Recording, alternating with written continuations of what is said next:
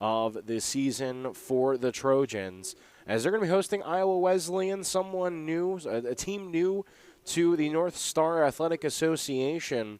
We'll talk about them coming up, as this will be the first matchup between these two teams ever, coming from going from NAIA to Division III and then back to the NAIA.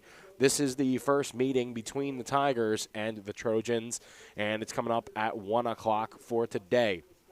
Let's talk about last week against the Trojans. After losing to Waldorf and Dickinson State on the road, the Trojans returned home last week and got a major upset, a victory against Valley City State, ranked number 15 at the time, received votes, got all the way into the top 15, exactly at 15, but DSU fought their way, and after playing great against Dickinson State, they still had a lot of momentum, brought it here, and it was basically all defense. And we'll talk about that right now. 7-7 at half after a Giacomo 8-yard run, and the offense was still looking great. A couple of mistakes here or there, and a pick led to an interception. Valley City State went first play on their drive. A 17-yard touchdown from Jalen Pfeiffer to Michael Cornelius of the Vikings. So it was 7-7 at the half, and the Trojans got the opening kickoff. So the Vikings started with the kickoff and had a field goal, 34 yards, and the kick was good, 10-7. So the Vikings were able to strike first in that second half. Dakota State then had Noah Guzzi return a 15-yard interception back for a touchdown. It was a fake punt. Jalen Pfeiffer was the punter and the quarterback, so they decide to run a fake punt on the quarterback after head coach Josh Anderson called 2 timeouts to make sure that they would have to be kicking into the wind instead of kicking with the wind. Switching over from the third quarter to the fourth quarter, Noah Guzzi read it perfectly. And we'll talk about him more during the game, because a lot of not only just conference honors, but national honors as well. He ran one back for an interception. Jay Skogerbo ran one back for a pick six. Right at the end of the third quarter, a 35-yard interception. And then Caleb Nielsen nailed both those point afters. He nailed one in the first quarter, and then a 36-yard field goal to eventually seal it for the Trojans. Had a tough time running the ball. Total for rushing yards on the ground, only 34 yards by the Trojans. But still, though, they were able to move the ball here and there. 92 yards for Jason Antonio through the air, 12 of 20. Did throw 2 picks, but did try to do it with his legs. Got the rushing touchdown. However, we look at his yardage. -12 was his net yardage total for the game.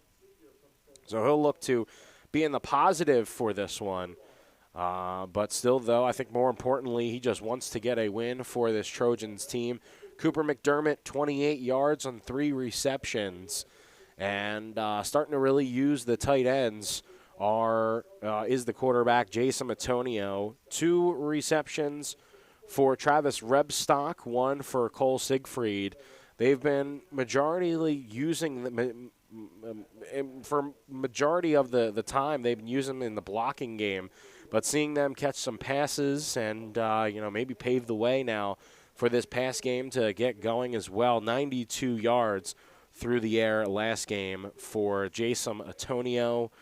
And we'll have to see. That was his second start last week. He'll get his third start this week. And we'll talk about the defense a little bit later. For the Tigers of Iowa Wesleyan, as basically everyone has been, going down to Dickinson State and losing. They lost of a final 55-6 after 27 points were in the first quarter, 2 points. In the second quarter, it was 21 points, and they were held scoreless in the third.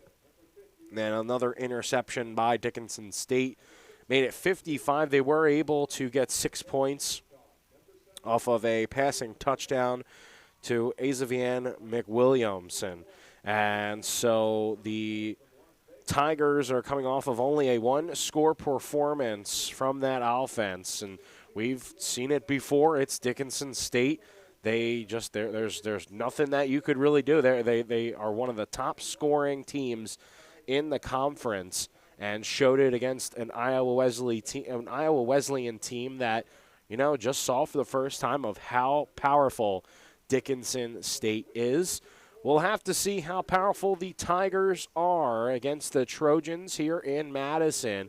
It's the last home game for the Trojans this season, and we'll have kickoff in just a couple of minutes. A big thank you to all of our sponsors for today's game. In the Case IH, they are the sponsor for any time the Trojans get into the red zone. Any first downs are coming from GSN Insurance. I'm Joe Stauffenberg here in the Madison Discount Liquor broadcast booth.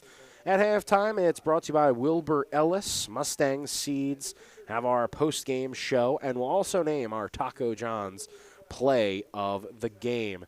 Stay tuned. In 2 minutes, we'll come back with a pregame interview with head coach Josh Anderson, who has a chance to pick up win number 50 in his career at DSU. He's in his 13th season. Meanwhile, MD Daniels, the head coach for the Iowa Wesleyan Tigers, 2-8 in his second season after a shortened 2021 season, 2020 season due to the pandemic. As the Trojans and Tigers are coming up in just a few minutes. 2-minute break, and we'll be back with an interview with head coach Josh Anderson. Stick around. You're listening to Jammin' Country FM 103.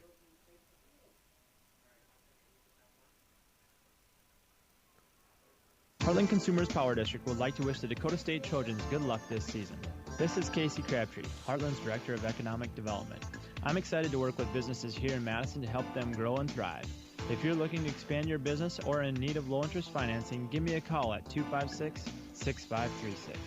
Heartland is proud to deliver reliable energy and services to the city of Madison. We believe in the power of forward thinking and want to be your trusted community partner and leader in our industry. Good luck, Trojans. You can tell a lot about a farmer by how they deal with adversity. Hard work, grit, and untamed spirit are what defines them. At Mustang Seeds, we stand with you, and we hold true to our values, proven results, and the trusted products we were founded on almost 60 years ago. We're farmers. We're untamed. We're Mustang Seeds. Contact your local district sales manager or visit mustangseeds.com. Finding that missing shin guard, remembering whether it's a home or away game, getting the right kid to the right playing field on the right day. Why are simple things sometimes so complicated? Thankfully, with auto owners, insurance doesn't have to be one of them. We work with independent agents who keep insurance simple so you can worry about more important things, like not being that fan. Oh, come on, Ref! That's simple human sense. Call Scott Gusso at GSN Insurance, 556-0242, to see if it makes simple sense to switch to auto owners insurance. Today's housing Test market 1 2. can move quickly. Test And that's why 1 First Premier 2. Bank has developed a streamlined mortgage process to move your financing through the system as efficiently as possible. From our convenient online application to the day you close, our mortgage bankers are committed to providing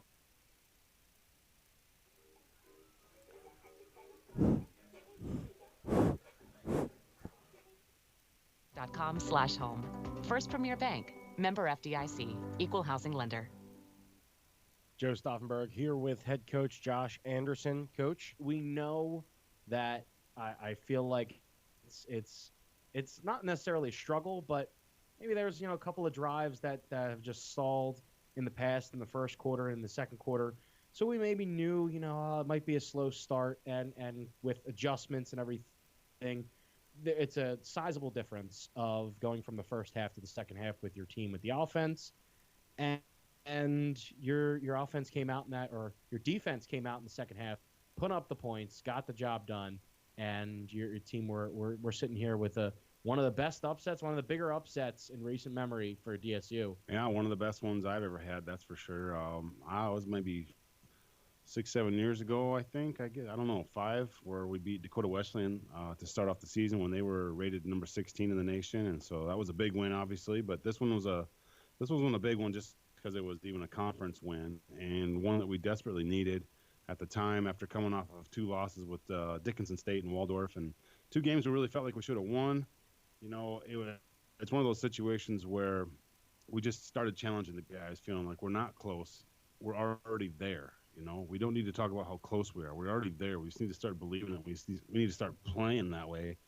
And that was the biggest difference, quite honestly, because you're right. Before the game started, there wasn't a lot of rah-rah stuff going on between the guys and a lot of cheering and things like that. It just seemed like they were real serious. And it's something I brought up in my pregame speech. Like, wow, I don't know. There's something going on. You guys aren't out here dancing around and joking and having fun. You seem to be really locked in. I love it.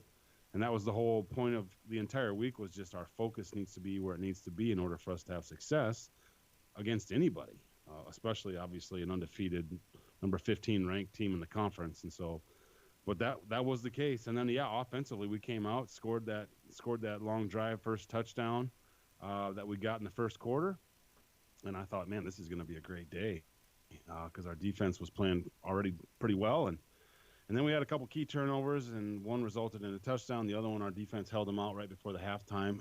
And then coming out, our defense just got really aggressive and didn't let them go anywhere offensively. We moved the ball. We just didn't find the end zone. But then our special teams and our defense, all 3 phases, scored touchdowns, and you're going to have a good day if that happens. Offensively, it was definitely a struggle. We take a look at the game. Brenner Furlong, Jack Anderson, 27 and 22 on the ground, respectively. We knew coming into this one that Valley City State was experienced. They were big, and it showed on their defense and not allowing a whole lot yet again to another pair of running backs. That's like 2 weeks in a row now that we've seen big defenses, experienced defenses stop your run. It's got to be frustrating. It is very hard to run the ball effectively versus Valley City's defense right now. It's absolutely true. Their statistics throughout the year have proven that. Dickinson State is also very difficult to run the ball on. They are very, junior, senior led, and so they're very experienced, and so that makes a big difference. Just like our defense is very experienced and doing really good things, it's tough to move the ball against our defense, and so we knew that, and the whole point of the thing for us was just what we talked about in here just a few minutes ago, was not turning the ball over, but we did 3 times. And then, putting together some drives, get some first downs. And if we don't find a way to score, at least killing some time, keep their offense off the field, and flipping the field with Caleb Nielsen like he's done time and time again.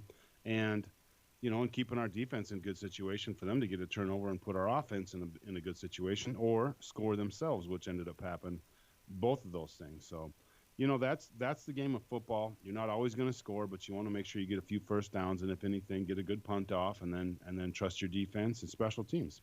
And going up against the newly, into the North Star Athletic Association, Iowa Wesleyan, and, everybody not really knowing, what this team is about. What can you tell us that they do so well, coming off of a loss against Dickinson, got the win the week before, lost to Valley City only by 2 scores. So obviously, a team that, is ranked in Valley City, they still gave that team a run for their money. Your team beat them. So what can we expect from Iowa Wesleyan this week?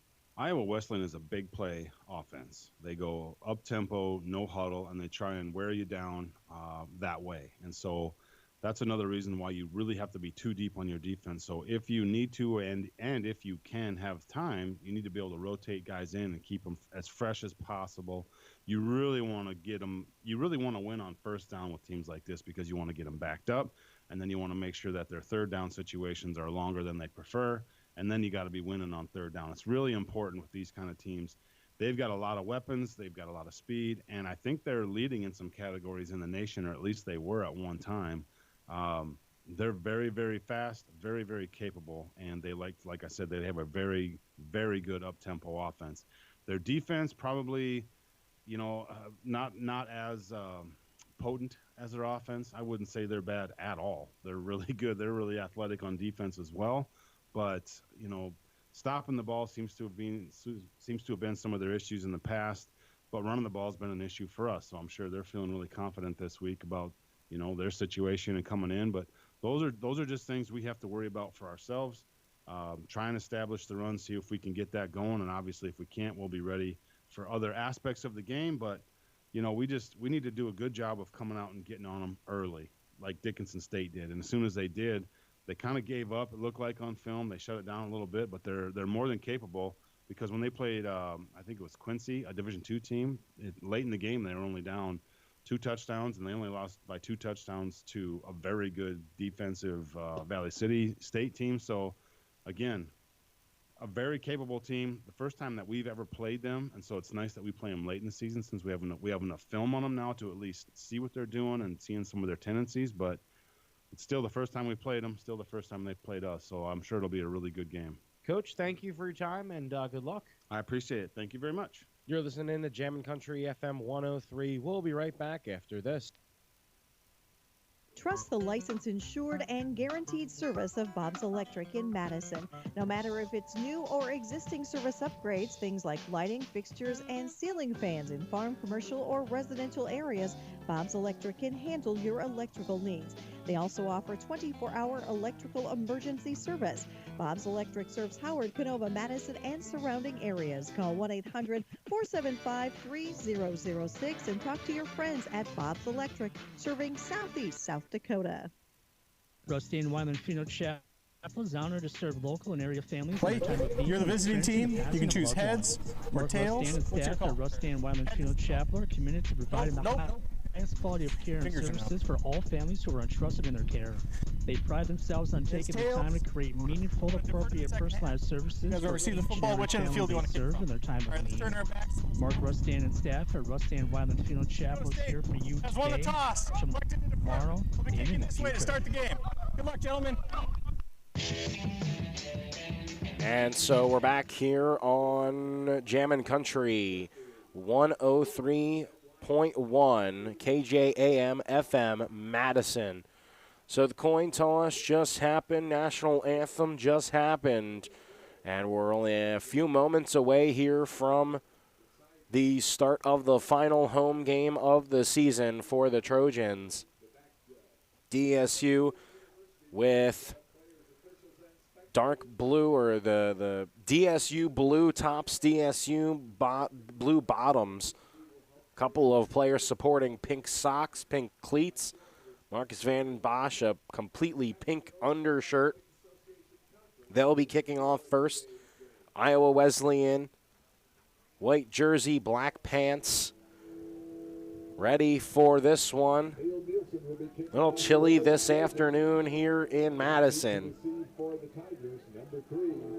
Both teams appear ready. Referees are getting set. Ready to kick away is Caleb Nielsen.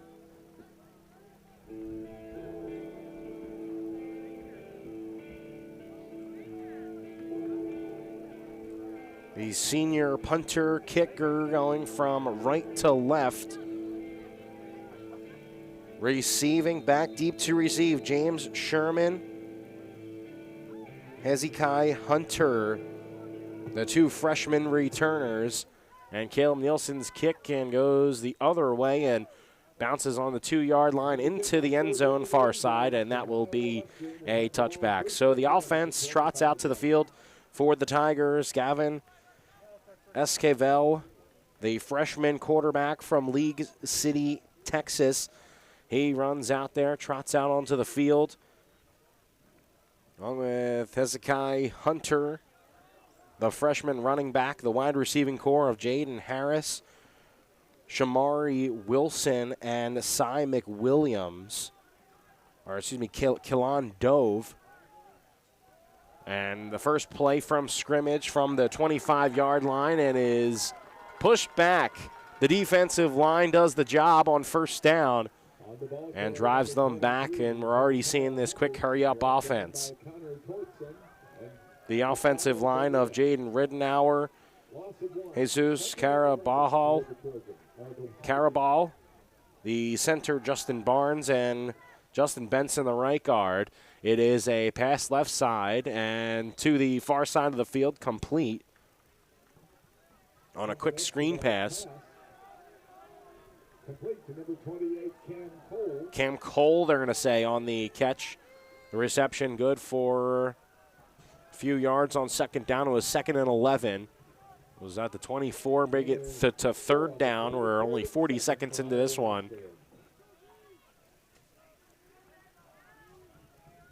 4 yards on the reception, and the pass incomplete to the intended receiver. Esquivel overthrows the receiver, and that's going to be a 4th down and a 3 and out. Darius Richards on the coverage. So it will be a 4th down and 7, and a punt unit coming out. David Timmons, the kicker and punter for the Iowa Wesleyan Tigers, back deep to receive the kick. For the Trojans, Cooper McDermott. Long punt, and it might have been blocked. Not a very long kick, but the ball bounces at the 50, will go and roll to the 42-yard line.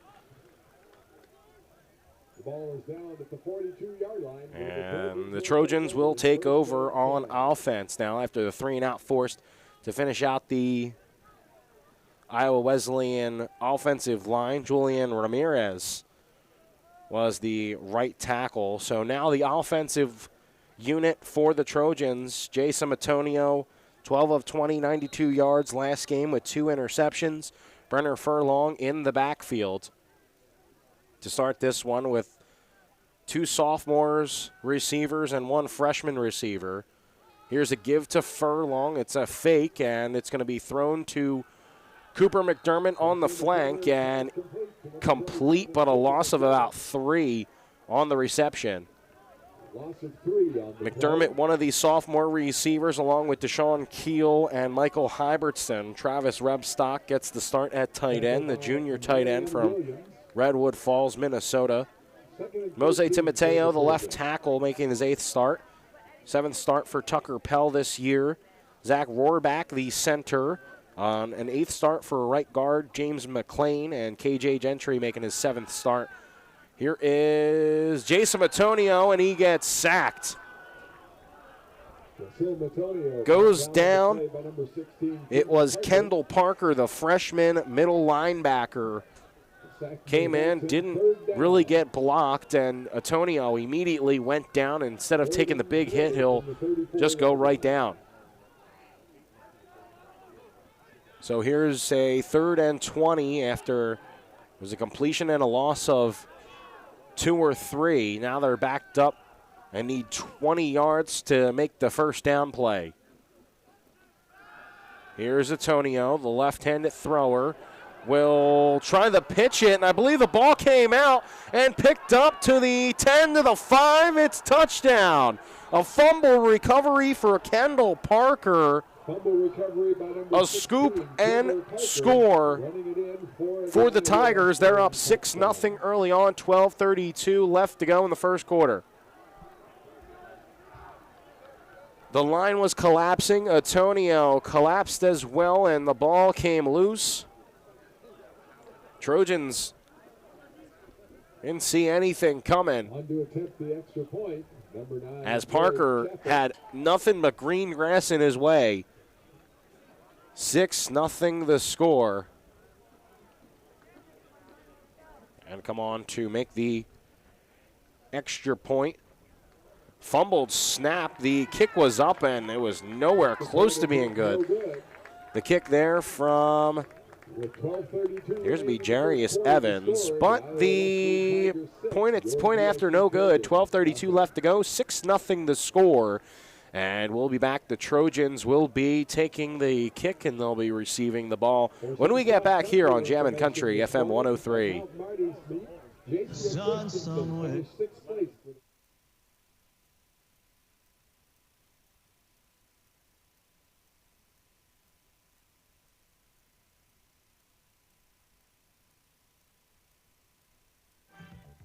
Have you stopped by the Dairy Queen in Madison lately? They have some great new items like a full line of grill burgers and the rotisserie-style chicken bites in a salad bowl or a basket with fries. And don't forget to grab your favorite Blizzard. If you haven't tried the Dairy Queen app yet, you are missing out. You can save time and skip the line by ordering ahead, and your order will be ready to go when you get there. Plus, get exclusive deals and earn reward points all from your smartphone with the Dairy Queen app. Good luck to the Trojans from the Dairy Queen in Madison. Taco John's presents Olay the Day Pep Talks. Boys, we need to kick off this game with an Olay, just like breakfast at Taco John's kicks off your day with an Olay. So we're going to wrap the other team up like breakfast burritos, ice them like Mexican donut bites, and scramble them like a potato Lay scrambler. Start your day at Taco John's with bold breakfast flavor. Kick out of bounds on the kicking team. Olay the day, boys, and let's go make them breakfast. Olay the Day at Taco John's. So we're back here on Jammin' Country FM 103. The kick goes out of bounds by the Tigers. So it'll be 1st and 10 for the Trojans at the 35-yard line. Their own 35. It was a scoop and score for freshman middle linebacker Kendall Parker. And here's a 1st and 10. Another fumble. This one by the running back this time. It was Brenner Furlong. I believe fumbled, I think, in the exchange, but it was very late on the exchange. But the Trojans will continue with the ball. It is 2nd and 12, a loss of 2 on the fumble there, and try the carry for Brenner Furlong. So here's a 2nd and 12. Ball's at the 33. Furlong, a clean exchange this time, puts his head down, still going, gets up to the 40 and runs a little bit past there, but they will mark him down a little shy, or a little bit past the 40-yard line.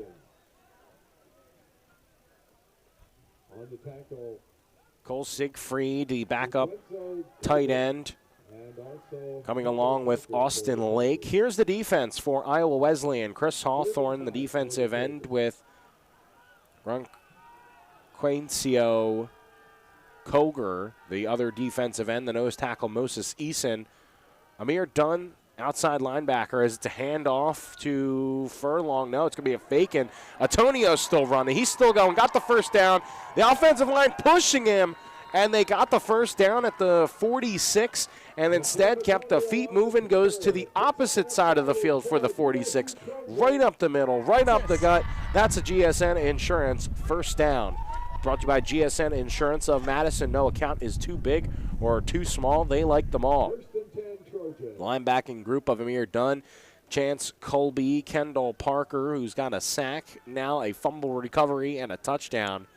Major Neekum is the other outside linebacker. We'll get to the secondary after this. Furlong, another run. This is to the left side, outside the hash mark. And they're going to put him at the 43-yard line after the Furlong carry. And it looks like a Trojan is down.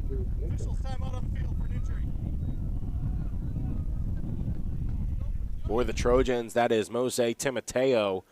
That is down, the left tackle from Pearl City, Hawaii, 6'1", 295.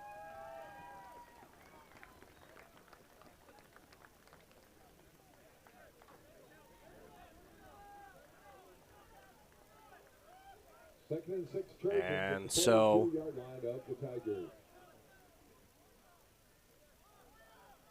Mose Timoteo finds himself back onto the sideline after hobbling there. Now he's getting help looked at the bench.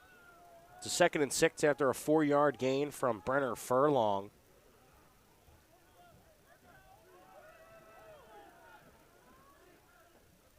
Antonio, shotgun, has 2 receivers right side. Antonio, a give to Furlong, runs up the middle, gets close to the first down marker. And did he get there? It's at the 39. Tackle made by number 53, Drew Burton. And that's another DSU Trojan. And it will be very close to the first down marker. They're going to actually be third down. Maybe a measurement coming here.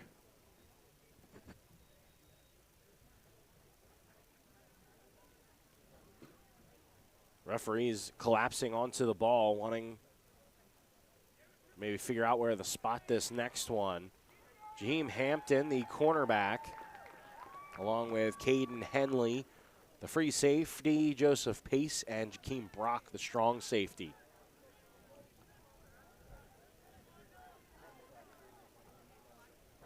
And yes, they're going to move the ball just a little bit. That's going to be a GSN Insurance first down. A little bit of a delayed GSN Insurance first down, but the Trojans will take it. 10 minutes left to go in the first quarter, down 6. Here's Furlong running up the gut now. Keeps the feet moving, and the pile there. Helping push Furlong as well. Got one on the play.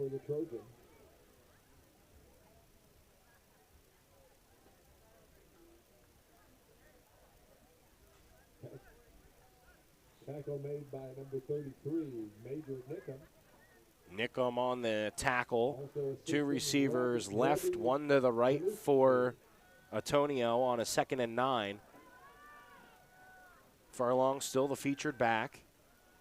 Antonio, it's a pitch left side. Furlong reads the blocks. Still going along to the left side, and a flag comes out late.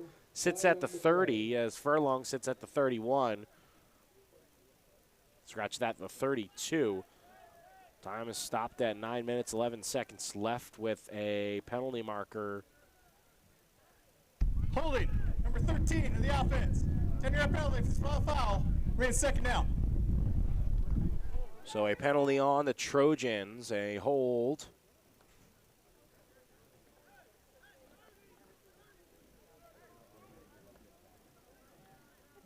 And it will be now 2nd down, backing up the Trojans to the 42-yard line. 16 yards to the first down. 9 minutes left to go in the first quarter. Jogging alongside the sideline is Mose Timoteo to stretch out the leg. Here's a pass to Antonio, right side, near the outside of the hash mark.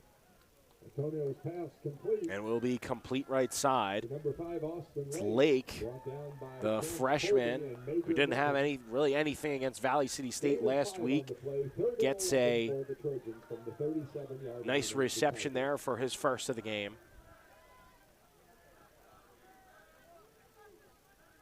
3 receivers left, 1 to the right now for Antonio. He's going to look left after a shotgun snap.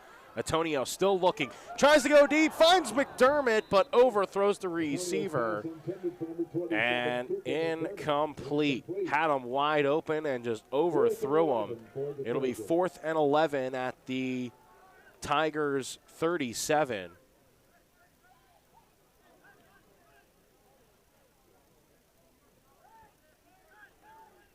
And so on is Caleb Nielsen. On to punt for the Trojans. This will be a field goal attempt, almost made a 56-yarder. On to attempt the field goal.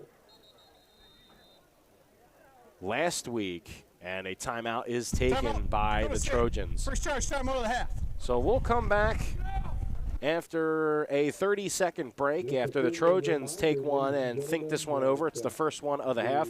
6-0 the score. The Trojans down with 8:17 left to go in the first quarter. You're listening to Jammin' Country FM 103.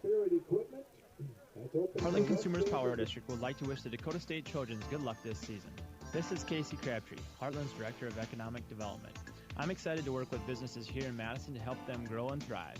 If you're looking to expand your business or in need of low-interest financing, give me a call at 256-6536.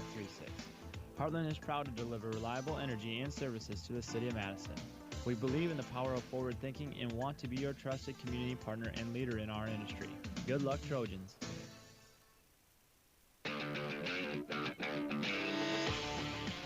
So Caleb Nielsen, after the timeout, is back on to kick the field goal. Caleb after the timeout. This is going to be a 54-yarder. Almost hit a 56-yarder last week. Good snap. Good hold.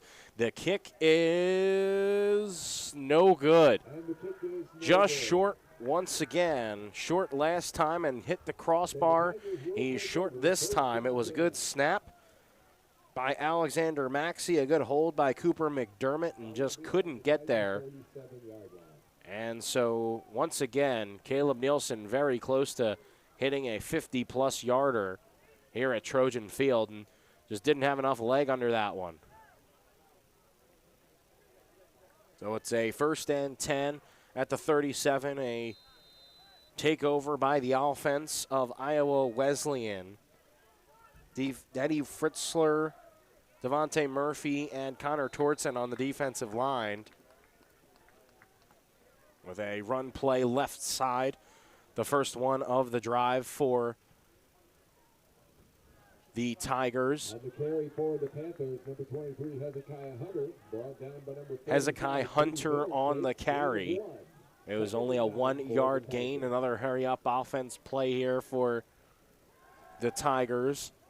SKVL is going to look into the middle. Tortson and others wrap him up. Middle of the field, Gustavo Bonilla on the stop.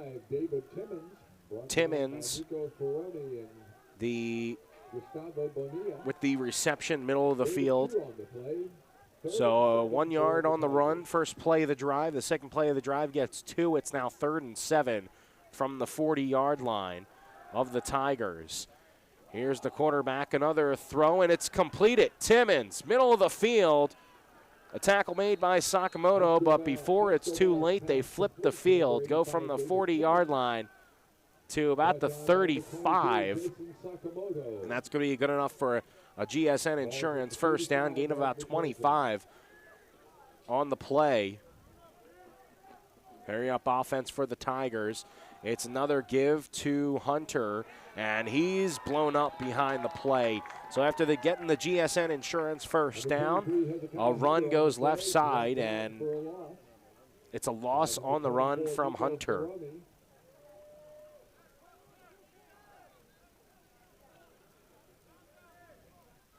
(6-0) the score. It's going to be 2nd and 14. It was a loss of 4 on the run. The linebacking core, Nico Ferroni, Gustavo Bonilla, Moody Bemelshake, and Marcus Vandenbosch. Here's a throw from Esquivel. He'll look left side, and it's complete. Into the secondary, caught Jaden Harris. That's going to be another GSN Insurance first down.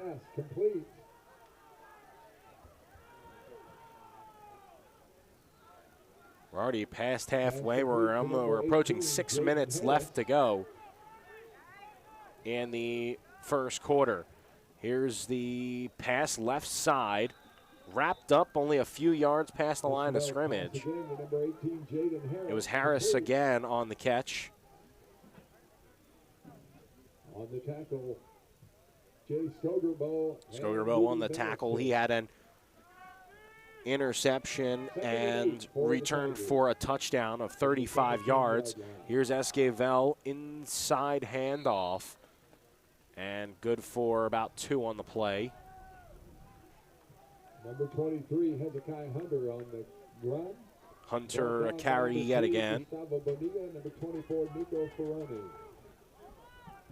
The secondary cornerbacks are Darius Richards and Jason Sakamoto. The safeties, Jay Skogerbo and Noah Guzzi.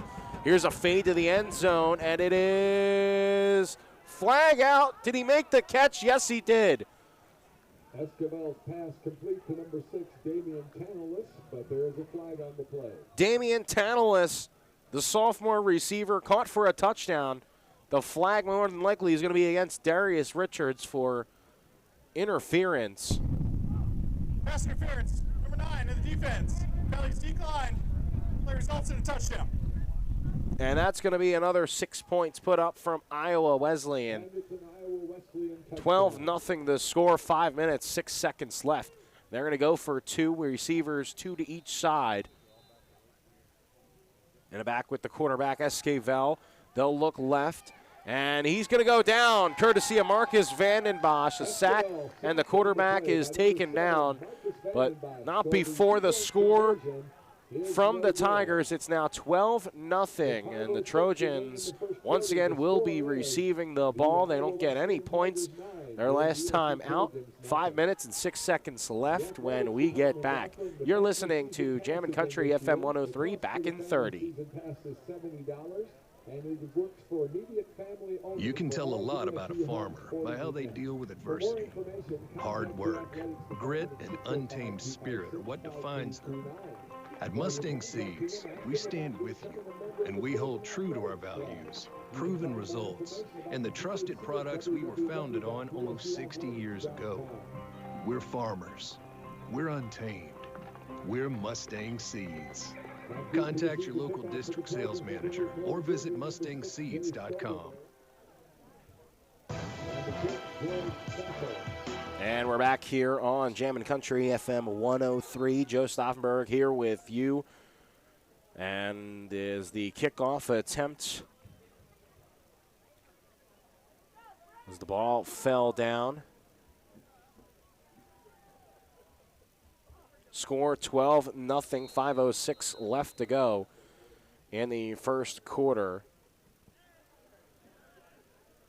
Noah Guzzi and Jay Skogerbo on the field to return this one. It's Skogerbo, right side, gets past the first level. There he goes to the 30, to the 20, the 10, 5, touchdown, Trojans. It was Jay Skogerbo out there to take the return with Guzzi, but on the far side, basically goes untouched to the end zone and puts up points for DSU. Number 6 goes for 6. And it's 12-6, 4:53 left to go in the first quarter. Nielsen's extra point attempt is good. Splits the uprights. It's 12-7. Well, we just took a break. Might as well take another one after that. 6 points from Jay Skogerbo on a kickoff return. And then touchdown. It's 4:53 left to go in the first quarter. We'll be back in 30. You're listening to Jammin' Country. Finding that missing shin guard, remembering whether it's a home or away game, getting the right kid to the right playing field on the right day. Why are simple things sometimes so complicated? Thankfully, with auto owners, insurance doesn't have to be one of them. We work with independent agents who keep insurance simple so you can worry about more important things, like not being that fan. Oh, come on, ref! That's simple human sense. Call Scott Gusso at GSN Insurance, 556-0242, to see if it makes simple sense to switch to auto owners insurance.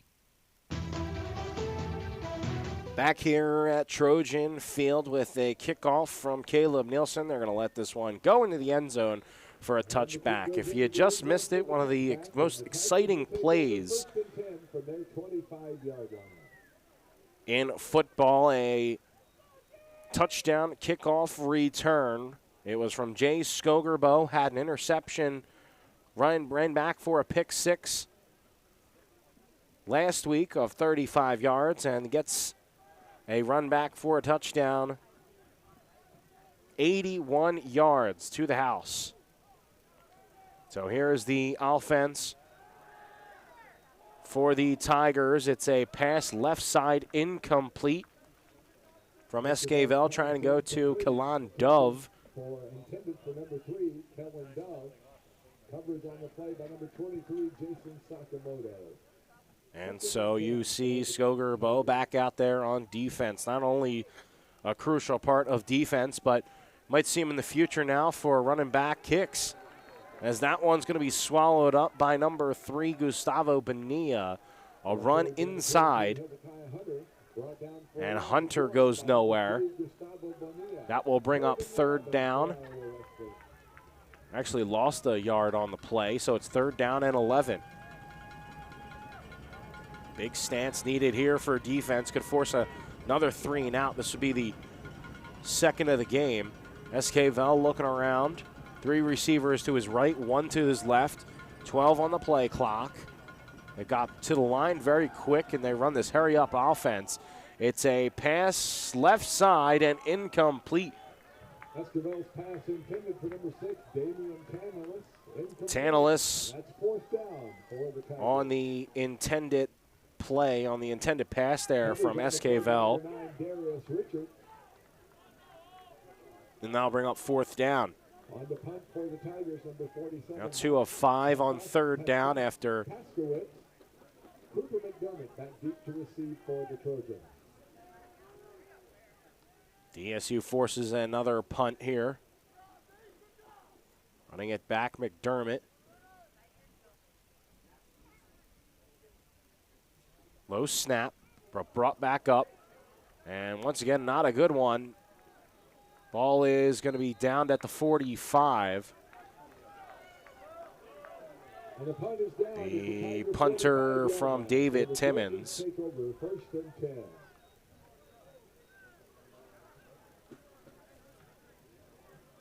No, excuse me, it is Maxwell Paskowitz. So Paskowitz, the punter and kicker for the Tigers. With 4 minutes left to go here in the first quarter, it is the Trojans taking over, down 5 points after a missed point after on 1 touchdown and then a failed 2-point conversion. There goes Jack Anderson getting into this one. He goes right side, and a gain of a couple. Picks up 2 on the play. 2nd and 8 for the Trojans. 2nd and 8 for DSU. Jason Matonio only 2 yards on 2 completions early on. Gavin Esquivel, 6 of 9 for 68 yards and a touchdown. Through the air, the battle of the 2 quarterbacks.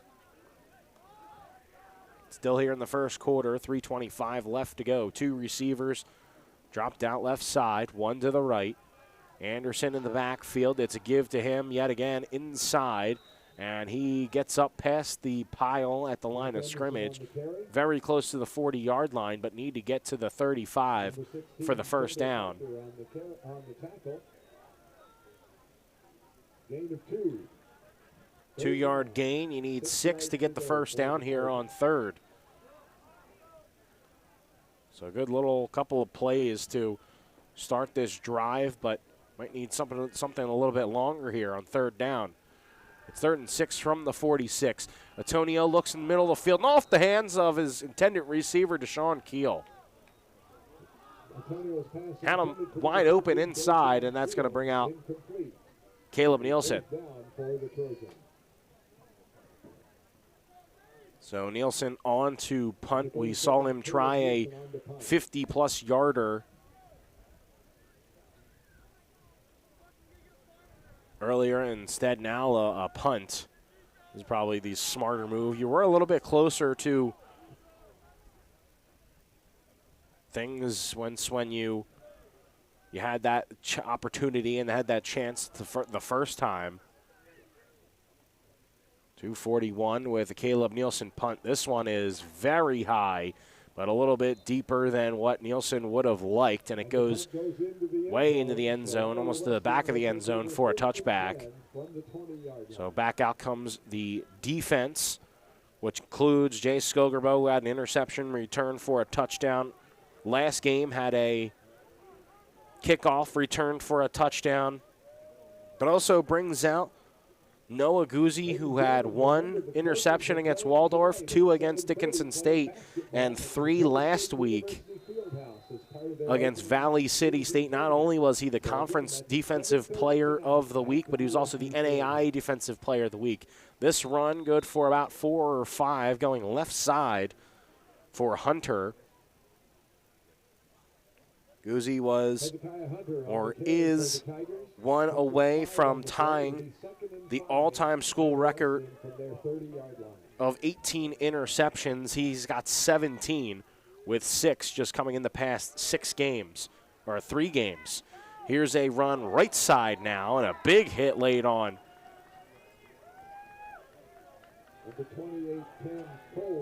Cole on the carry, and a gain of 2. So 5-yard gain for Hunter, 2 for Cole, and now it's 3rd and 3. Minute 50 left to go in the first quarter. Still a little bit deeper in Tiger territory. From the shotgun, 3 receivers left side, 1 to the right. The running back with SK Vol is Hunter. He goes left side. SK Vol will float it deep, and this one is caught, but it was his feet inbounds. Yes, it was. Cy McWilliams with a catch near side, and that's going to be a GSN Insurance first down. Jay Skogerbo was taking Cy McWilliams right with him, taking him step by step, but when the ball was dropped in, McWilliams jumped at the right time. Here's a 1st and 10. It's a run up the middle. Flag on the play, and Hunter only gets a minimal gain of about 1, even if he did get to the line of scrimmage, but flag on the play. Let's see what it is.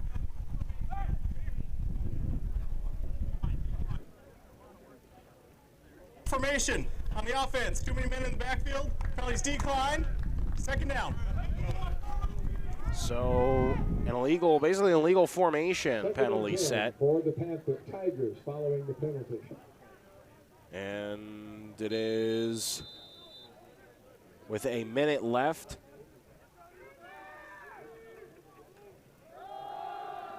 They're going to hand it off to Hunter up the middle.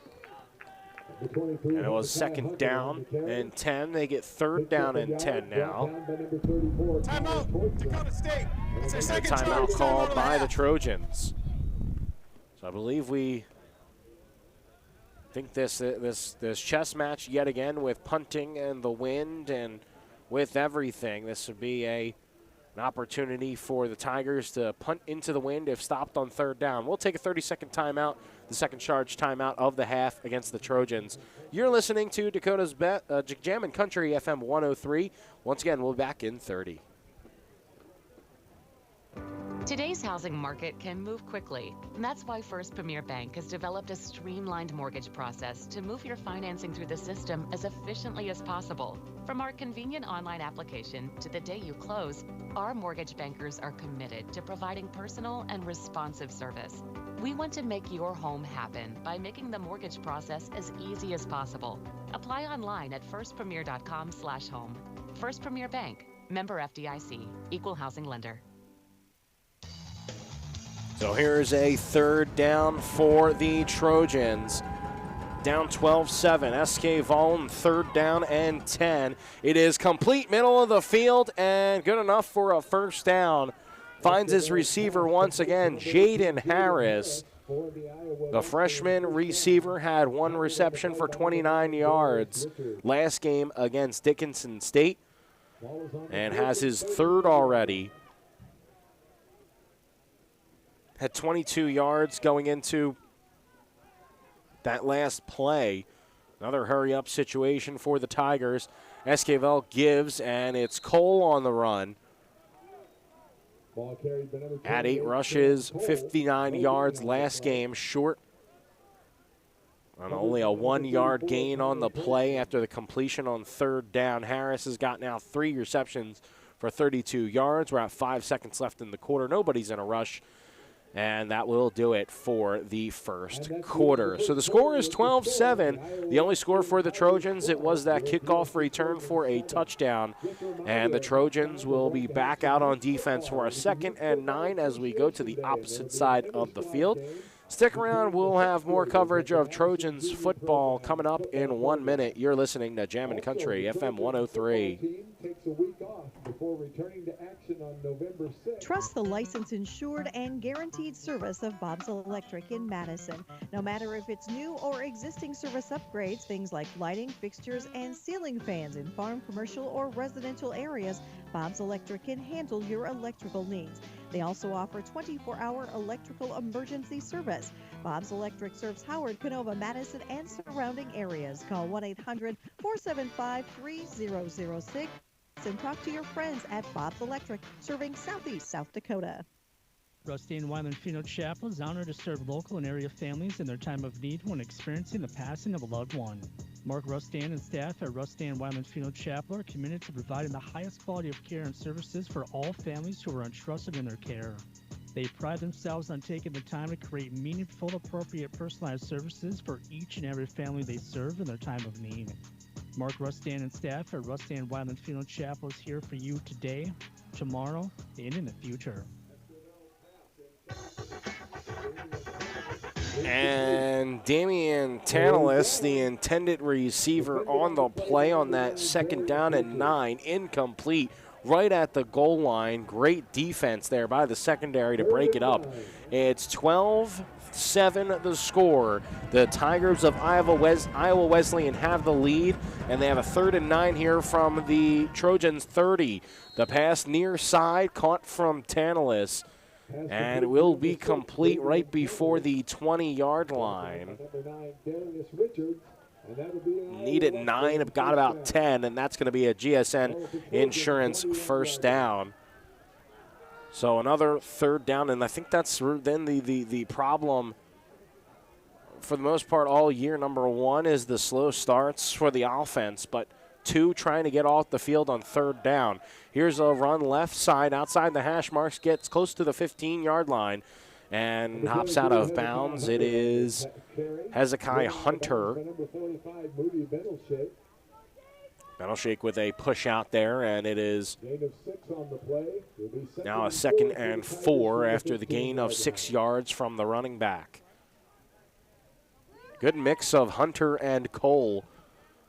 Hunter stays on the field for this 2nd down and 4 play. They're going to look to go deep and almost sacked. Got rid of it. Was SK Vol, but there was really nobody on the reception there. There's right now no flag, but I feel like that should have been. There's deemed a receiver in the area, 3rd down. They're going to say that the receiver was in the area, but I don't know about that. I didn't see anybody over there for a good 5-10 yards maybe. 3rd down and 4 on the 15-yard line. Esquivel looking to the sideline. 3 receivers lined up right side, 1 to the left. A back with them, and a big play there by the line. Still going, but now backwards. They're going to call the play there. And a great stop by the right side of the line. Devontae Murphy on the stop there, as Hunter tried to get around him. It was Murphy and Benelshake on the stop, as we're a minute 10 left, or a minute 10 into the 2nd quarter. So a kick coming for the Tigers. It will be coming from Jarius Evans. And the kick is up from the left hash mark, and the kick is good. 3 points are at it. It's 15-7 now for the Trojans, as they're 15-7 for the Tigers, as the Trojans are down now with 13:27 left to go. The kick is good. We'll be back in 30 seconds. You're listening to Jammin' Country FM 103. Have you stopped by the Dairy Queen in Madison lately? They have some great new items like a full line of grill burgers and the rotisserie-style chicken bites in a salad bowl or a basket with fries. And don't forget to grab your favorite Blizzard. If you haven't tried the Dairy Queen app yet, you are missing out. You can save time and skip the line by ordering ahead, and your order will be ready to go when you get there. Plus, get exclusive deals and earn reward points, all from your smartphone with the Dairy Queen app. Good luck to the Trojans from the Dairy Queen in Madison.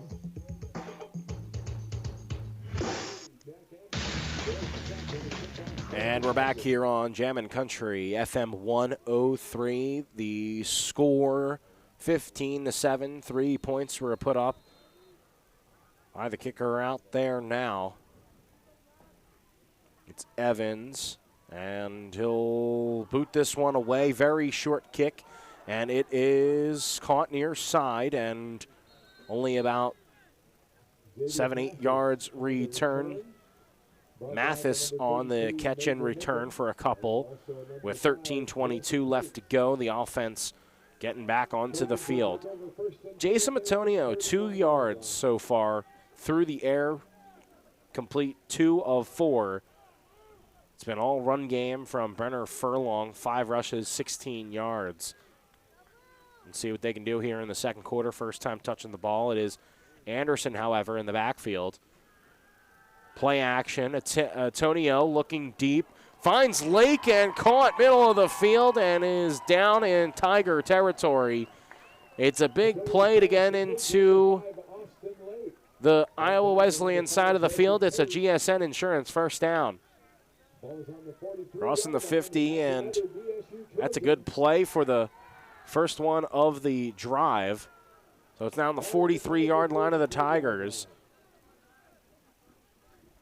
Antonio in the offense, running quick now. Here is Anderson, middle of the field, runs right up the middle of the line for about a 3-yard gain. Or well, they're going to say 4-yard as ball's now on the 39-yard line. Big play on first down to get them in position. 26 yards. A completion to Lake. Lake didn't have any last game, but has a couple already here. Antonio looking deep to Cole Siliuson, and the flag's going to come out. It was Jaheim Hampton on the coverage there. Siliuson was trying to get around him, but Hampton, you definitely saw that Siliuson, he basically made sure that he had no shot to get that one. Interference, number 2, defense, 15-yard penalty, first down. So that's going to be 15 yards for the Trojans. Should put them right at the 24 or the 25, around about the 24-25. So it's a 1st and 10 for DSU. Taking on Iowa Wesleyan. This is the first matchup by these two teams. Here's Antonio in the shotgun, 2 receivers right side. A couple of tight ends out there. Here's Antonio, and he's looked for his tight end after he's almost immediately going to be hit. Realized that Major Nickum was there to force the pressure on Antonio. Got rid of it quick, but it was just a little bit low. Intended for the tight end off the left side. And so it'll be 2nd and 10. Trojans down 8. So it's still 1 score with a 2-point conversion. 2 receivers left, 1 to the right. Anderson in the backfield. He's to the left of the quarterback. As Rebstock came in motion, but flags come out. I'm going to say maybe a false start or... Right on the snap, false start, number 81 in the offense. 5-yard penalty remains, 2nd down. So a penalty for a false start. Moving back a few yards. So it's 2nd and 15 now, or move them back to the 30. Here's Antonio with wide receivers spread across. 3 receivers right, 1 to the left. Anderson in the backfield now. Lake goes left side in motion. Here's a snap. Shotgun. Dropping back. Antonio steps up into the pocket. Finds a receiver in the middle of the field. It was a hand on the football by Lake and incomplete. But good pass coverage there from Major Nickum.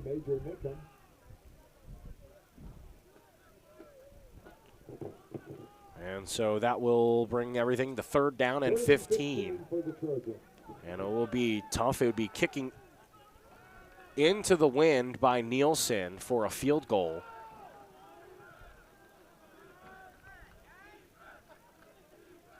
But I think maybe you'd have to, no matter what, you'd have to bring him out into the field on this one. That's how you like this, how the drive is going. Here's Antonio. He's looking left side. It's complete. McDermott to the 20, the 15, the 10, and he's knocked out right before the 10. But that's going to be a GSN Insurance first down. And the Trojans now have some work to do in the Case IH red zone. For farm equipment that offers comfort, reliability, and the support you expect, head to the Case IH red zone at Lake County International. So here is a 1st and 10 from the 12-yard line. 2 receivers set up right side. 2 tight ends out there. Set up for blocking. Now they're on each side. Here's Antonio. It's a give to Anderson. He goes left side, inside the 10, very close to the 5. And that's on the left hash mark there. Gain of 4. So it'll be a 2nd and 8 now for DSU. Right now they're setting up the run by passing. Beginning of the season, they were trying to do the opposite. They were a run-first team, and I feel like right now it's a pass-first team with Antonio. Here's 2nd down. Keeper to Antonio. Gain of about maybe 2 on the play. Maybe 1. They're going to put him right in between, I think, the 6 and the 7. And that's going to bring up 3rd down. Gave him 1, 3rd and 5, so you still you're inside the 10. You still have an opportunity to get a first down and a fresh set of downs before you have goal to go. Here's Antonio in the shotgun, 2 receivers right side. It's Rebstock in motion to the right. And Antonio, it's a play fake, tried to get it to the tight end and incomplete, but there's a flag. Pass was intended for number 48, Travis Rebstock. Rebstock.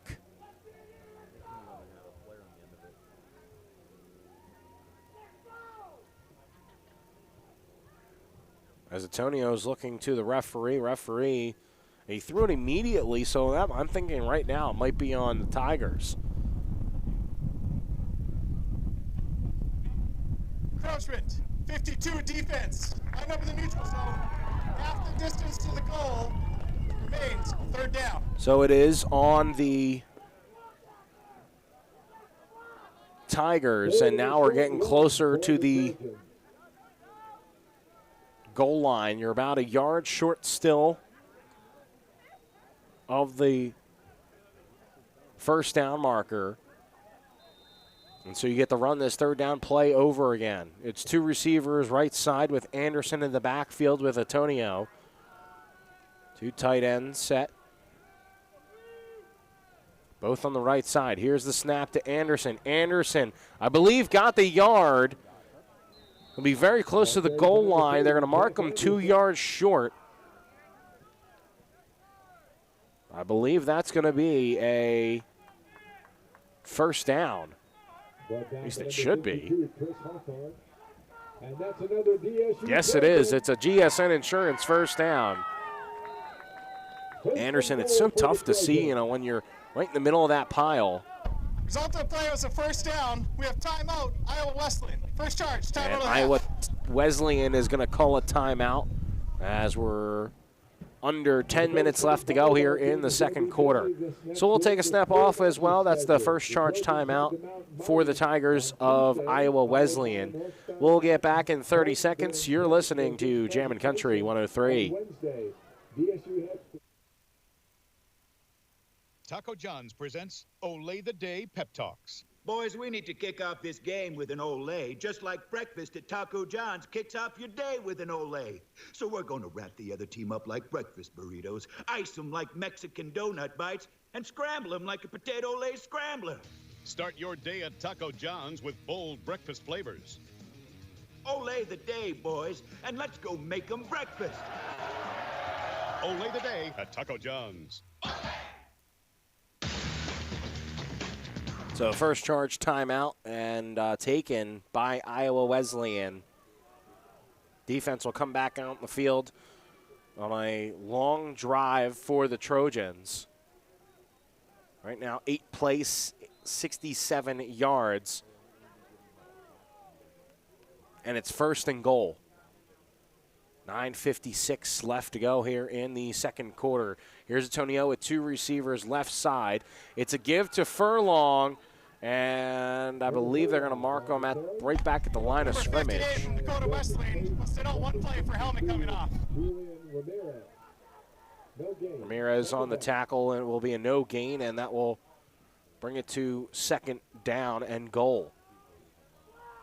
Coming off the field, right guard James McLean. It's Caleb Grant on the field now. Replace him at right guard. A receiver to each side. 2 tight ends. And here's a handoff once again. Furlong charges through, and he is in. Touchdown, DSU. Brenner Furlong finds the house 2 yards out and in for a touchdown. It's his 2nd one of the year, and the Trojans now down 2.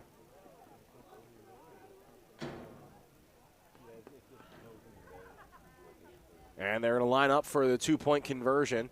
2 receivers on the right side of the line. Antonio's going to go under center. A receiver to each side now after Lake put in motion. Furlong in the backfield. Double reverse. It's Lake looking to the end zone, and it's a touchdown. Well, it's a 2-point conversion. And into the end zone for a score.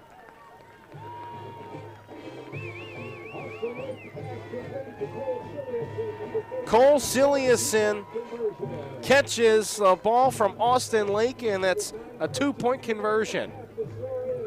Into the end zone. It's 15-all with 9:15 left to go here in the second quarter. We're going to keep things here. That was a heck of a play call there for the 2-point conversion. We've seen the Trojans earlier this year get a little fancy, and that was a perfect opportunity for a 2-point conversion.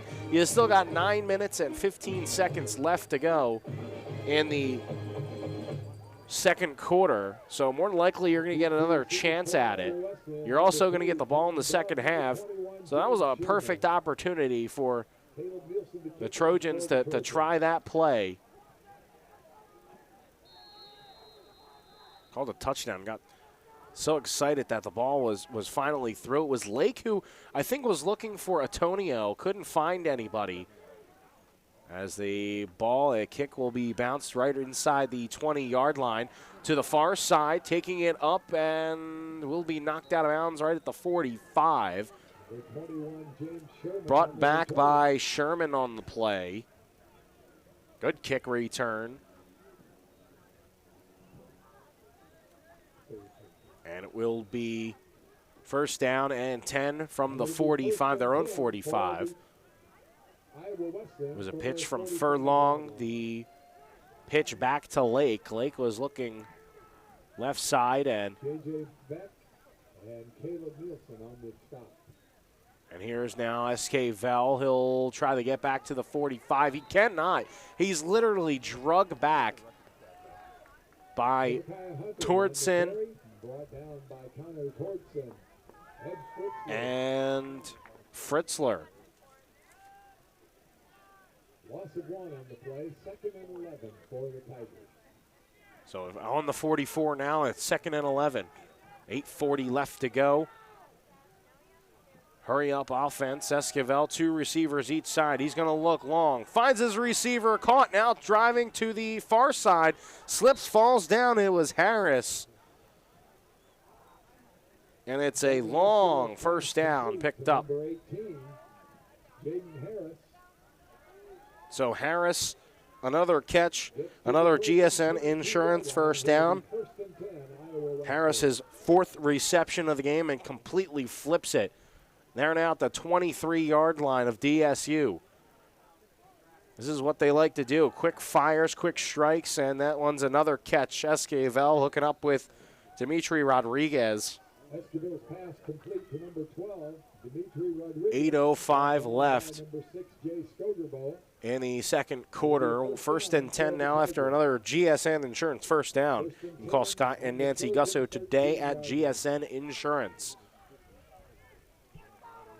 7:55 remain in the second quarter. They're moving quick here as a handoff right side.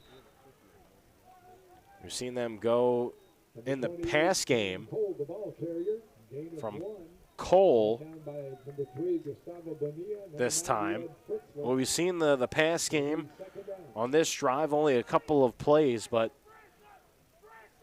still it's been all through the air.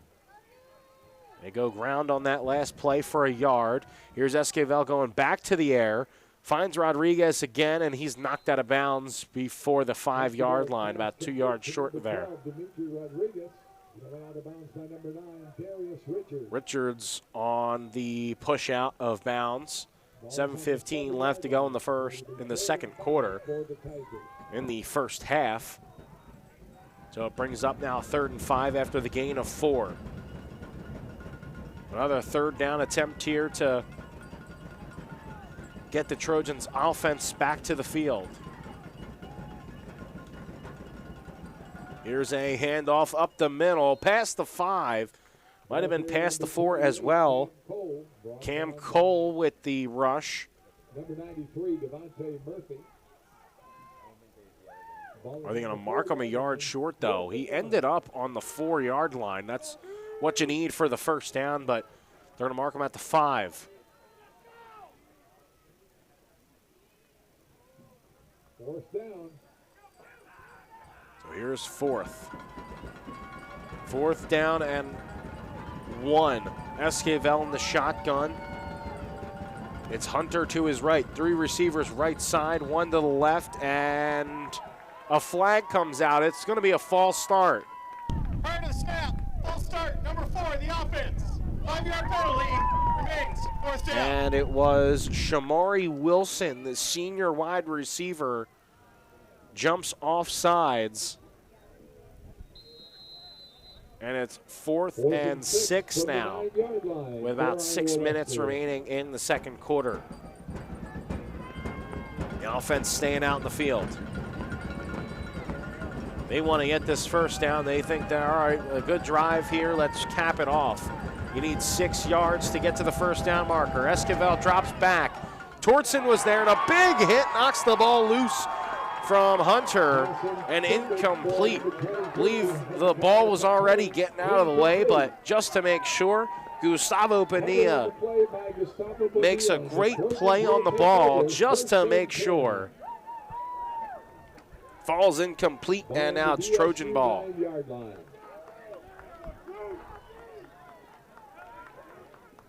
Great pass coverage there, recognizing the receiver. And the defense, after letting up a big play on first down of the first play of the drive, they take a seat on the bench.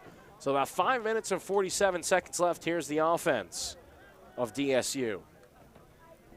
In the shotgun, it's a handoff left side, now going up the middle, cutting inside, now going out again, but is brought back down. It's right around the line of scrimmage. Looked like he was just jumping back and forth and really didn't have a choice on where he wanted to go, inside or outside of the line of scrimmage. 2nd and 9 now for the Trojans.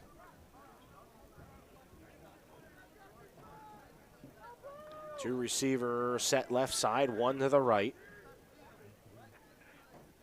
Tight end right side. They're going to look right. And Keel had it on his hands, but could not make the catch. It was on the outside of him. His feet, I think, would have been down. But Keel, that was a tough play to make. I'm surprised he got a fingertip on the ball. It was him running. He had to go way outside of himself for that. They're trying to get it to the out-of-bounds marker. 5:07 left in the second quarter. 3rd down and 9. McDermott in motion left side. Shotgun snap for Antonio. Looks left. Finds his receiver. Furlong got trapped, still going, and now he's down at the 5. He tried to swing it outside and maybe get a couple of more yards to out of the end zone, but eventually going backwards. It's a loss on the play, a loss of about 4. And now here's Caleb Nielsen on the punt. Nielsen, before this week, a couple of weeks ago, named the Special Teams Player of the Week for the North Star Athletic Association. Can really drive the ball downfield. He's going to be kicking into the wind here. And with 2 on the play clock, they get it away. Here's Nielsen. It's a line drive punt. And not the best, but it still gets down and still gets it out to the 35-yard line. It'll be 1st and 10 for the Tigers with 4:11 left to go here in the second quarter. Well, today it is here at Trojan Field at halftime. They're honoring Youth Football Appreciation Day, and I believe they set a scrimmage between 2 teams.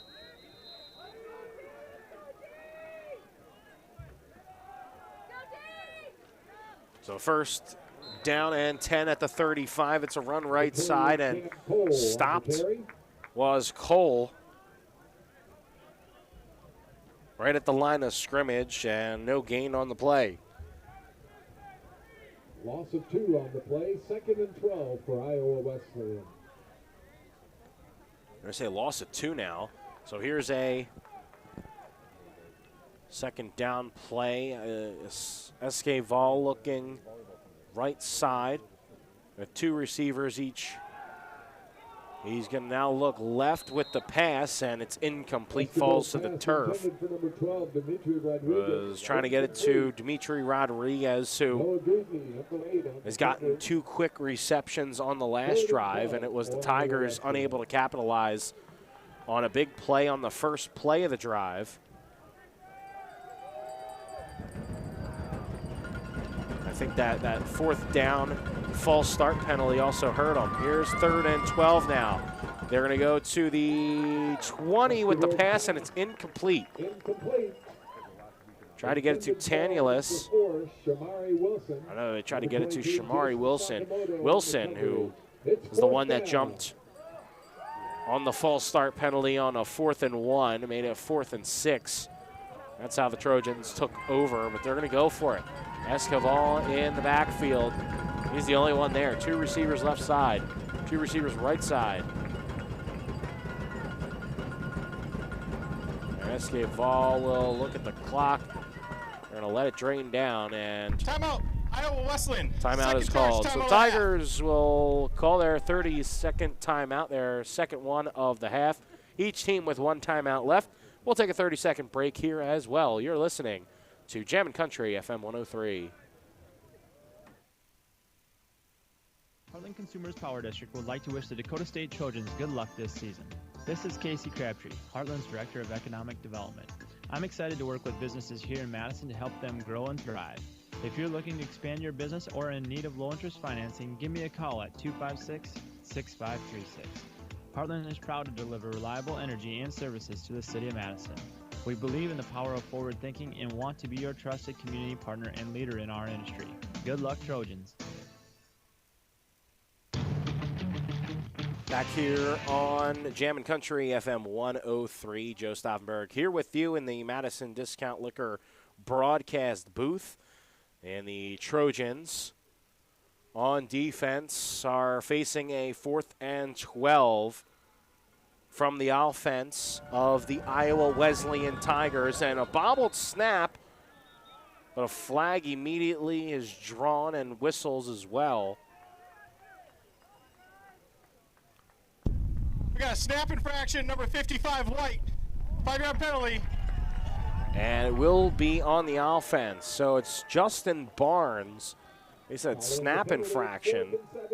So it'll be 4th and 17 now, and instead of trying to go for it here, they're going to punt. It's probably the best decision right now.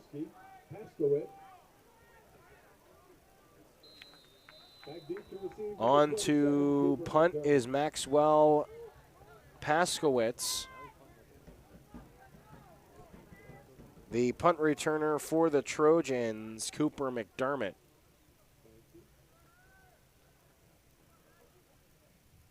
.325 left to go. Good snap and good job getting it away. Cooper McDermott, instead of calling for a fair catch or letting it go out, McDermott will catch it and he'll be inside the 10. So right at the 9-yard line, 10-yard line will the offense for DSU will start. Still in the second quarter, the Trojans will get the ball to start the second half. But with the score 15 all,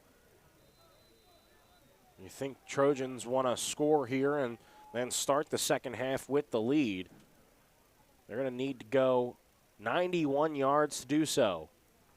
Here's a 1st and 10, and it's a pass complete, middle of the field. There goes Cooper McDermott. He's got green grass in front of him. It's a race to the end zone, to the 20, and down there. Wow, what a big play. On the first play of the drive, McDermott just wasn't fast enough. Still gets him down on the very first play of the drive. That's a GSN Insurance first down. And getting into the Case IH red zone. You want the equipment that's both power and efficient? It's available and only in red at your Case IH dealer, Lake County International. Here's Antonio. He's going to fire middle of the field and incomplete. Antonio's pass intended for number 81. It was trying to get it to Michael Hybertston. 2 receptions, 18 yards for the Sioux Falls, South Dakota native. The freshman wide receiver yet to catch his first ball of the day. That was his first attempt. Here's Antonio on second down, and he's going to be taken down. Gets him outside the 20 now, and it'll bring up third down. 71 yards, McDermott went, and then with that incomplete pass and then being sacked on the play was Antonio. Here's a 3rd and 14 with 2 minutes and 18 seconds left here in the second quarter. 2 receivers right side, 2 to the left. Austin Lake going in motion, changing up the play here. Siliuson, they're going to put Lake in the slot.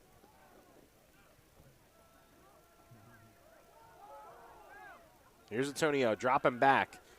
He'll step up into the pocket. He looks left side, sees green grass, goes, and will get out of bounds inside the 20. Right at the 18 as Antonio found a lane, but it closed quickly, and that's going to bring up 4th down. And will be out at the 17-yard line. It's a 4th and 13. So out for the field goal is Caleb Nielsen. It's Cooper McDermott holding for Nielsen. Snapper is Alexander Maxey. On a 35-yard field goal, Caleb Nielsen's kick is good. Splits the uprights and gives the Trojans the lead. 18-15, DSU leads, 1 minute and 42 seconds left to go here in the second quarter. We'll take a quick step off. We'll come back with the rest of the second quarter. It'll be the Trojans kicking off to the Tigers when we get back. 30-second break. You're listening to Jammin' Country. You can tell a lot about a farmer by how they deal with adversity. Hard work, grit, and untamed spirit are what defines them. At Mustang Seeds, we stand with you, and we hold true to our values, proven results, and the trusted products we were founded on almost 60 years ago. We're farmers. We're untamed. We're Mustang Seeds. Contact your local district sales manager or visit mustangseeds.com. We're back here on Jammin' Country FM 103, live at Trojan Field here in the Madison Discount Liquor broadcast booth. James Sherman back deep to receive for the Tigers. For the Tigers, back deep to receive Sherman. Had a good return last time against the Trojans. It will also be Koger out there. Or excuse me, Dove. It'll be Dove and Sherman back deep to receive. It's to the near side and fair caught by Jalen Griffin, the freshman tight end, who's on for obviously special teams, but he wasn't the one deep enough to try to go and bring it back. So they'll start it right at the 25. So it's basically the same, almost the same thing as a touchback. So the Trojans back out on defense with the last minute and 42 seconds left of the first half. Here's SK Vol and offense, with 2 receivers each side. The quarterback so far, 165 yards and a touchdown, 12 completions. SK Vol looking deep for his 13th. 2 receivers, it's double coverage, and it's incomplete. Noah Guzzi, the pass breakup, and oh man, that would have been number 18 of his career if Guzzi was able to come down with it. Sakamoto was also there on that double coverage with them.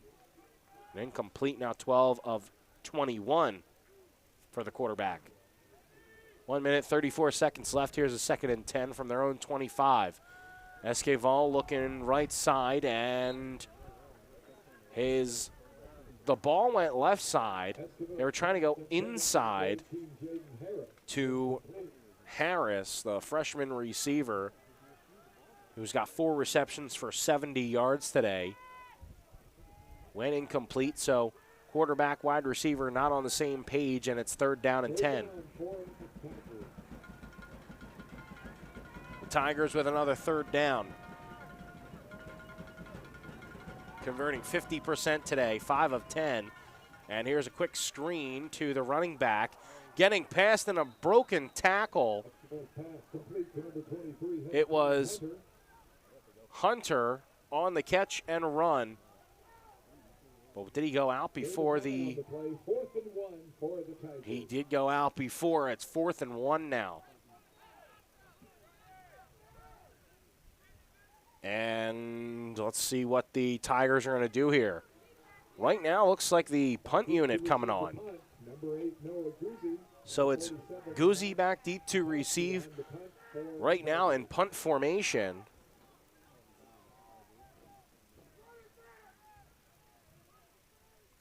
And here is Pasowski, and almost getting to the punt there. Here's Guzzi after the return.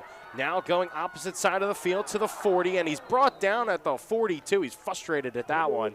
But still, man, that's a great run back with 1 minute and 11 seconds left to go. The Trojans have a timeout left. Let's see what is going to be the decision here to see if they can go into the half with the lead, or a couple of tries to get down the field and maybe score one more time before the end of the half. 2 receivers each side for the freshman quarterback, Antonio.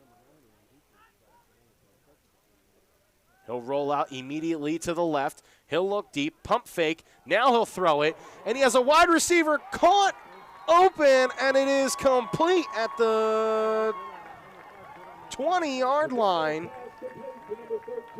Cole Siliuson with a big catch. GSN Insurance, 1st down.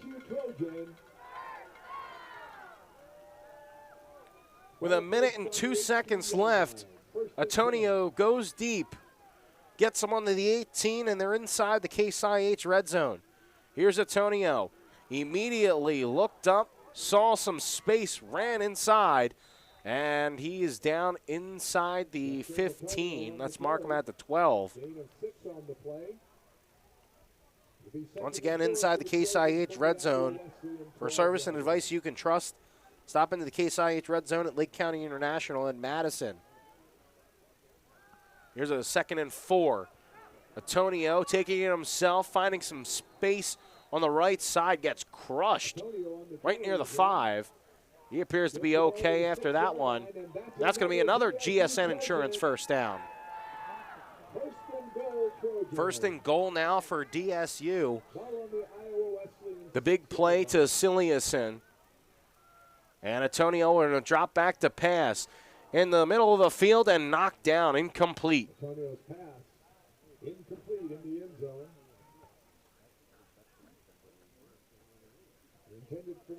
It's a very dangerous spot with 14 seconds left. Maybe run one play, but then you have to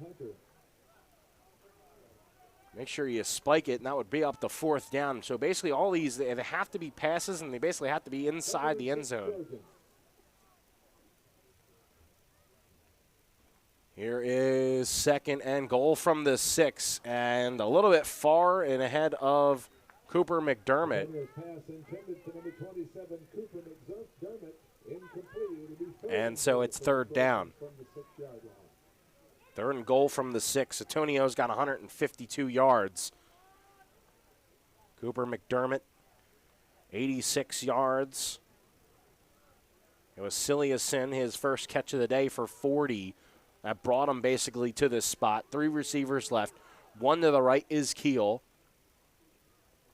Antonio looks left, then he goes right. It's a fade route. Did he make the catch? He comes down with it. Touchdown, Trojans. Deshaun Keel catches another touchdown pass, this time from Jason Antonio. And the Trojans now lead 24-15 with 5 seconds left to go.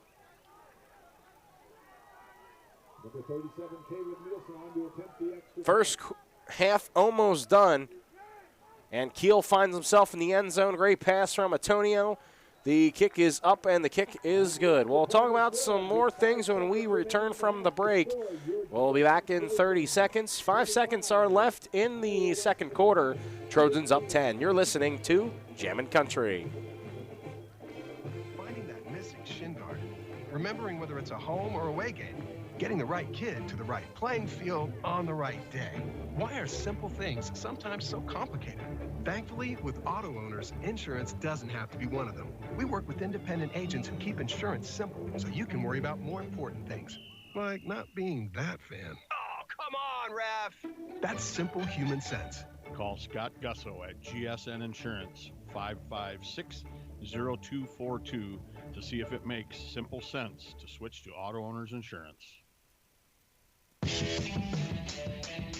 The leading receiver for the Trojans, Deshaun Keel, catches his 3rd touchdown of the year.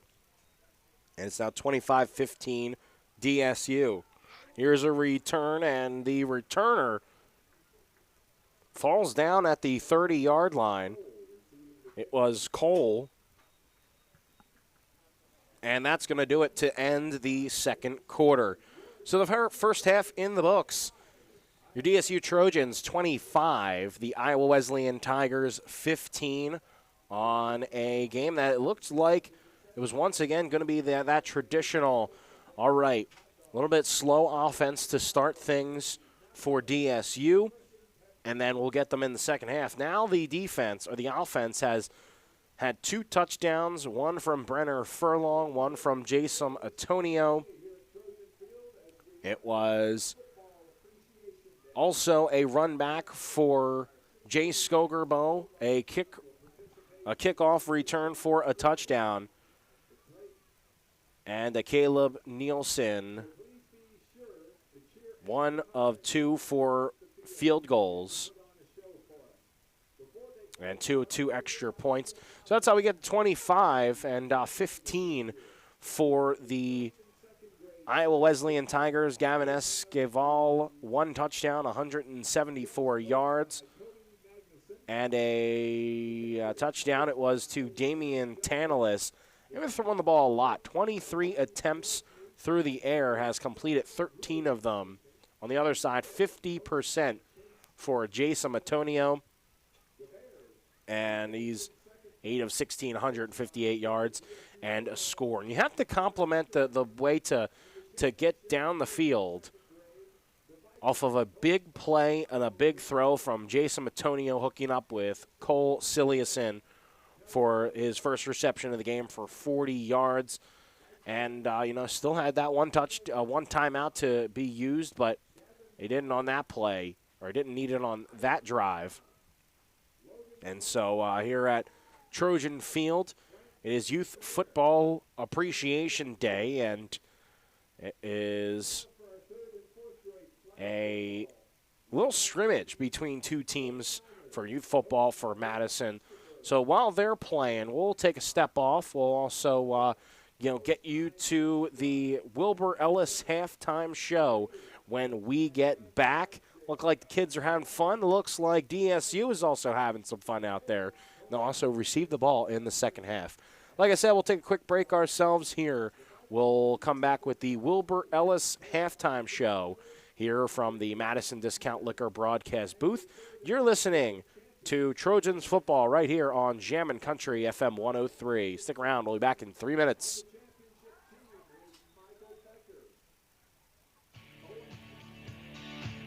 Wilbur Ellis is a leading provider of innovative solutions in seed technology, as well as plant protection and nutrition. Wilbur Ellis, located in Chester, South Dakota, providing As-Grow and DeKalb brands, various field applications, and local plot data, can provide you with expert advice for your acres. Grow smart and reduce loss. Let Wilbur Ellis address your challenges. Contact your Wilbur Ellis representative at 489-2171.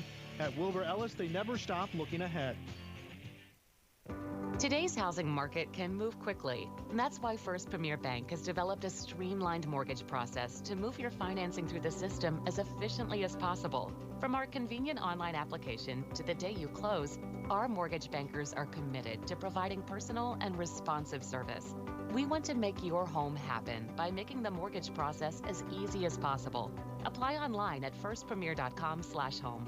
First Premier Bank, member FDIC, equal housing lender.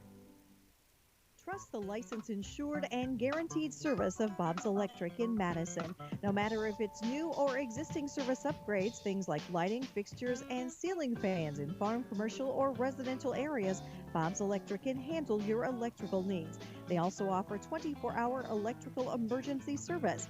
Bob's Electric serves Howard, Canova, Madison, and surrounding areas. Call 1-800-475-3006 and talk to your friends at Bob's Electric, serving Southeast South Dakota. Rusty and Wyman Funeral Chapel is honored to serve local and area families in their time of need when experiencing the passing of a loved one. Mark Rustan and staff at Rustan Wyman Funeral Chapel are committed to providing the highest quality of care and services for all families who are entrusted in their care. They pride themselves on taking the time to create meaningful, appropriate, personalized services for each and every family they serve in their time of need. Mark Rustan and staff at Rustan Wyman Funeral Chapel is here for you today, tomorrow, and in the future. Have you stopped by the Dairy Queen in Madison lately? They have some great new items like a full line of grill burgers and the rotisserie-style chicken bites in a salad bowl or a basket with fries. And don't forget to grab your favorite Blizzard. If you haven't tried the Dairy Queen app yet, you are missing out. You can save time and skip the line by ordering ahead, and your order will be ready to go when you get there. Plus, get exclusive deals and earn reward points, all from your smartphone with the Dairy Queen app. Good luck to the Trojans from the Dairy Queen in Madison. Taco John's presents Olay the Day Pep Talks. Boys, we need to kick off this game with an Olay, just like breakfast at Taco John's kicks off your day with an Olay. So we're going to wrap the other team up like breakfast burritos, ice them like Mexican donut bites, and scramble them like a potato Olay scrambler. Start your day at Taco John's with bold breakfast flavors. Olay the day, boys, and let's go make them breakfast. Olay the Day at Taco John's. And we're back here at Trojan Field. Joe Stauffenberg here in the Madison Discount Liquor broadcast booth. Trojans lead the Tigers 25-15. And going into halftime, the Trojans scored with 5 seconds left to go. and it was a touchdown to Deshaun Keel for his first reception of the day. His third of the year was from 6 yards out. So now Jason Matonio, a touchdown pass in this one, and getting over the 150 mark, 158 yards passing in the first half. He's got a touchdown. It was similar numbers for both quarterbacks. Gavin Esquivel, the quarterback for Iowa Wesleyan, 13 of 24, 174 yards and a score. And then Antonio, 8 for 16, 158 yards and a touchdown as well. Both starting running backs, not much, but with 3 rushers over 10-plus yards. It is Furlong, Antonio, and Anderson. All of them getting over at least 10, with Brenner Furlong a rushing touchdown and 19 total yards. Antonio's got 17 on 10 rushes, and Anderson has got 13 yards on 5 rushes. A reception each for Furlong, Ciliuson, and Keel, but basically all of them, excluding Brenner Furlong's catch, have been big. It was a 40-yard pass from Antonio to Ciliuson to get them in the position with about 1:11 left. It was complete, and then the Trojans raced down the field, were ready for a couple of plays, and then the last one to Deshaun Keel for 6 yards. Cooper McDermott's the one leading the Trojans with the longest touchdown right now at 71 yards. 3 receptions, 86 yards total. It was Austin Lake, 2 receptions, 31 yards. I'll go back to McDermott. McDermott had a slant middle of the field and decided to split a couple of defenders. Went right through, and what happened was that McDermott just couldn't outrun the DBs. McDermott went right through, and I was able to get the Trojans once again into great field position. That's what we are seeing now. Each player setting up each other, whether it's a big run, a big pass, or it is Caleb Nielsen trying to pin the teams back. Trojans right now looking very hot and will try to stay warm at this second half, as we're only about 13 minutes away from the start of the second half. A Youth Football Appreciation Day today, and a scrimmage between 2 teams going on right now. Defensively, for the Trojans, not getting through to the quarterback on any sacks. However, a couple of tackles for loss, 1.5 for Nico Ferroni, 1 for Tortson, 1.5 for Gustavo Bonilla, and Marcus Vanden Bosch with a tackle for loss. A couple of pass breakups as well for Noah Guzzi and Darius Richards. And I believe it was Fritzler who, on a punt early in the quarter, there was a punt, and they're going to say that Fritzler got a piece of it, but still the ball was able to get down the field. Noah Guzzi, as I mentioned, he has 17 receptions in his career at DSU. He's trying to make it 18 with the next couple of games, and that would tie him with the school record for most all-time at DSU. He almost had one. He had one to go off his fingertips on a double coverage play that more than likely he could have had, but since there was 2 of them right there, and obviously the receiver trying to break up, it fell incomplete. But DSU trying to finish out the last home game with a victory here at Trojan Field. Trojans looking good to have scored 25 points here in the first half, and we'll try to make it more. As we know, they're that second half team, and if they score 25 points in the first half, we got to see what they come out and do in the second. They're big on adjustments, and as head coach Josh Anderson said on the pregame interview and also the coaches show from Wednesday night, he thinks the team's very complete. It's just they need to get there, and they need to they have the talent, they have everything there. They just need to be ready for it,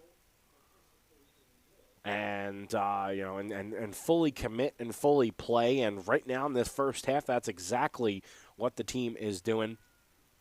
Should mention too, Jaden Harris, 4 receptions, 70 yards, his longest of 33. But they've been spreading the ball out on the other side of the ball for the Tigers with 7 different receivers getting in on the action. It is Damian Tanulis, who also, the last couple of chances he had, he was able to catch the ball. He's been targeted a lot. He's only got 2 receptions for 24 yards. So the secondary doing a lot of work here in the first half, and I'm sure they're going to have more work to do in the second half because some plays are getting through, but majority of them are not. I'm sure they're still going to be the first half. They're still going to be looking to go a little bit deeper in that first half. I'm sure they're going to be looking to do that in the second half as well. You're listening to the Wilbur Ellis Halftime Show, brought to you by Wilbur Ellis in Chester.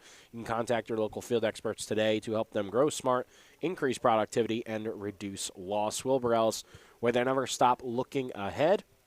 We'll be right back again in 3 minutes for the rest of the Wilbur Ellis Halftime Show right here on Jammin' Country FM 103.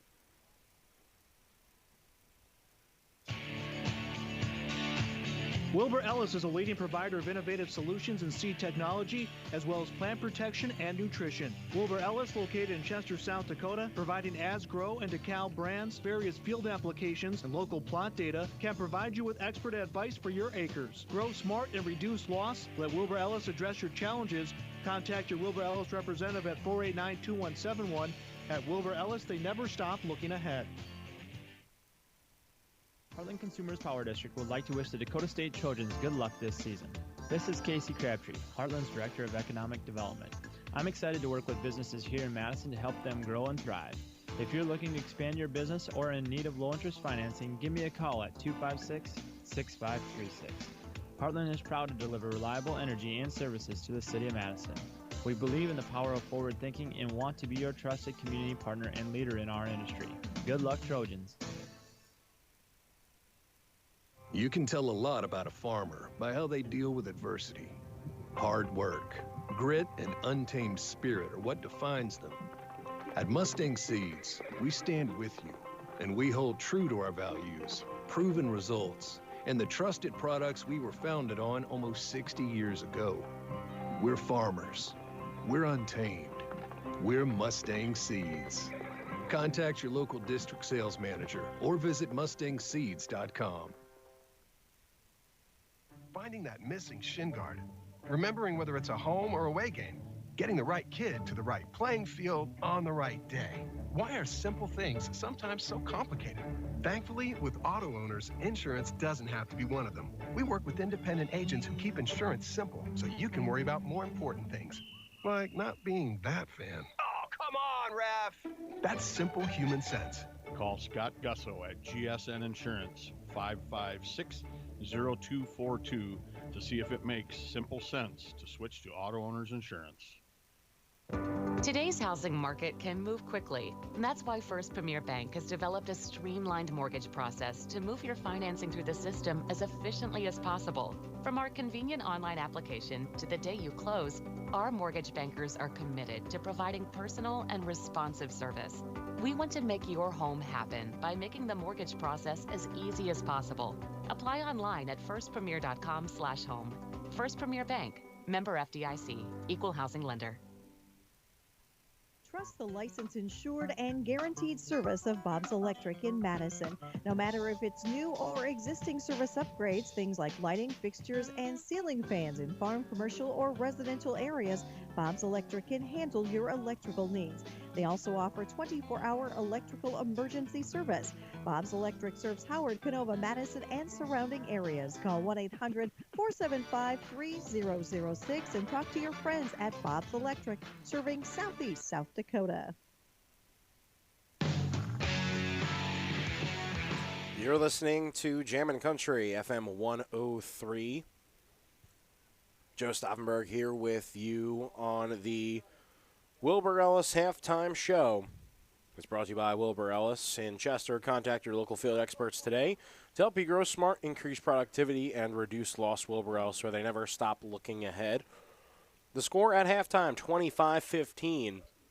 And right now, just getting word that believe Jason Matonio is going to be out to start the second half for the Trojans, it will be Zach Brooks will start the second half for the Trojans. This is big. Antonio, 50% completion percentage in that first half. 8 of 16, 158 yards, and 1 score. And, also, too, in the run game, finds those extra couple of yards, gets down to the score, and he's helped out the team. Zach Brooks has done a great job of leading the offense as well. Before going out with injury and everything, 448 yards. He's still coming into this game, was technically the leader for a quarterback in passing, had 5 touchdowns, 4 interceptions. So now you have the quarterback, Zach Brooks, who started the year as number 2. We'll go through the quarterbacks that DSU has gone through this year and when they have come in. We've seen Josh Giles start against Dakota Wesleyan.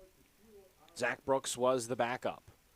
Then against Wisconsin La Crosse, it was Zach Brooks making the start because of an injury for Josh Giles. And then against Presentation College, it was Zach Brooks, and he basically started for the next couple of days. Cameron McKeon also came in to, for some basically garbage time minutes to get him some time to play. I would say garbage time because it's still crucial time for him to get some looks and to for the future of the Trojans program. But still, you take a look at him. He got a couple of chances to run throw. And then Zach Brooks goes out against Waldorf. Jason Matonio takes over. And then at Dickinson State, it was Jason Matonio with his first start. Josh Giles came back. He came in at the end of the game. And then here last week, it was all Jason Matonio. So with big news to really start the second half, we're going to see how the adjustments have to be taken, or what adjustments were taking place going in the halftime and then coming out with half. So we will have to see about the quarterback situation here, and you have to question, Josh Giles, is he ready? He was listed number 2 behind Antonio, and he only had that one game. So it's, do you go with that question mark of Josh Giles of, he did only have one game, but Zach Brooks has been great ever since coming in for Giles. So we'll have to hopefully maybe get an update soon on Jason Matonio and the Zach Brooks situation here. But I believe Zach Brooks might be coming out to start the second half for the Trojans. It is a 25-15 lead for DSU as we approach the end of our Wilbur Ellis halftime show. Let's take a look at the team stats for each team. First downs, 11 for DSU and only 8 for Iowa Wesleyan, yet they're still able to get a couple of scores against the Trojan. Fumbling was the issue in that first quarter. They cleaned things up in the second quarter. There was a couple of there was one, most importantly, there was one that put the Tigers on the board first, and it happened, and it was brought back for a touchdown on the defense. Offensively, 1 touchdown. But the Trojans getting closer, coming back to the field. Nobody has picked off the ball, only 1 fumble lost, 2 total. It was brought back for a touchdown. 5 of 11 is Iowa Wesleyan on third down, 4 of 10 for DSU, and only 1 fourth down chance for Iowa Wesleyan. Didn't get it. 3 of 3 in the red zone as the Trojans are perfect there. 2 of 3 for the Tigers of Iowa Wesleyan. We'll take a 1-minute break. We'll come back with the start of the second half. Trojans get the ball. You're listening to Jammin' Country FM 103. Wilbur Ellis is a leading provider of innovative solutions in seed technology, as well as plant protection and nutrition. Wilbur Ellis, located in Chester, South Dakota, providing As-Grow and DeKalb brands, various field applications, and local plot data, can provide you with expert advice for your acres. Grow smart and reduce loss. Let Wilbur Ellis address your challenges. Contact your Wilbur Ellis representative at 489-2171. At Wilbur Ellis, they never stop looking ahead. Rusty and Wyland Funeral Chapel is honored to serve local and area families in their time of need when experiencing the passing of a loved one. Mark Rustan and staff at Rustan Wyland Funeral Chapel are committed to providing the highest quality of care and services for all families who are entrusted in their care. They pride themselves on taking the time to create meaningful, appropriate, personalized services for each and every family they serve in their time of need. Mark Rustan and staff at Rustan Wyland Funeral Chapel is here for you today, tomorrow, and in the future. And we're back here at the Madison Discount Liquor broadcast booth. That was the Wilbur Ellis halftime show. Wilbur Ellis specializing in dry and liquid fertilizers, DeKalb and As-Grow seeds, and custom application of fertilizers. Contact them today at 489-2171. Wilbur Ellis, where they never stop looking ahead. Well, it is the second half kickoff. Kicking from left to right are the Tigers. And a very, very short kick received at the 34-yard line. A hop over a defender. Who was that? It was brought back by Braden Wallenstein. Jumped over a defender, got an extra few yards because of it, and that's going to be first down for the Trojans. And yes, it is. Zach Brooks trotting out to the field for the Trojans. His first time in a game since Waldorf. He started against Waldorf. And against the Warriors, didn't do much, got injured yet again. Jason Matonio out, and here is Brooks. It's a handoff to Furlong. He's pushing his offensive line over the defenders, and he gets up for about 2 or 3 yards. Number 33, Iowa Wesleyan must sit on one play for helmet coming off. Balls at the 43-yard line. Gain of 4 on the play. So 4-yard gain for Furlong coming out of half. Good start for DSU. Here is a run yet again, and it's a first down and a whole lot more. Getting up to the 35. That's going to be a GSN Insurance first down for Brenner Furlong that first half. Picks up enough yardage for another DSU Trojan. Had 19 yards rushing and is going to be close to equaling that mark here early on in the second half. The Iowa Wesleyan 34-yard line. At the 34, here is Brooks in the shotgun. Puts the tight end in motion, puts him right back. Here's Furlong again running right side. Gets up a few yards and will go down. 25-15 the score as we're in the third quarter.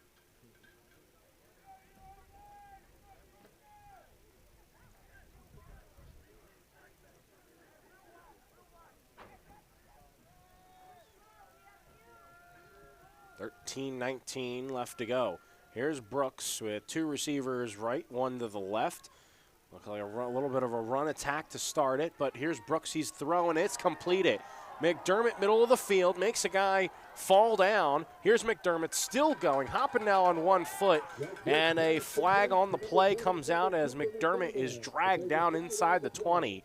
Let's see what the call is here.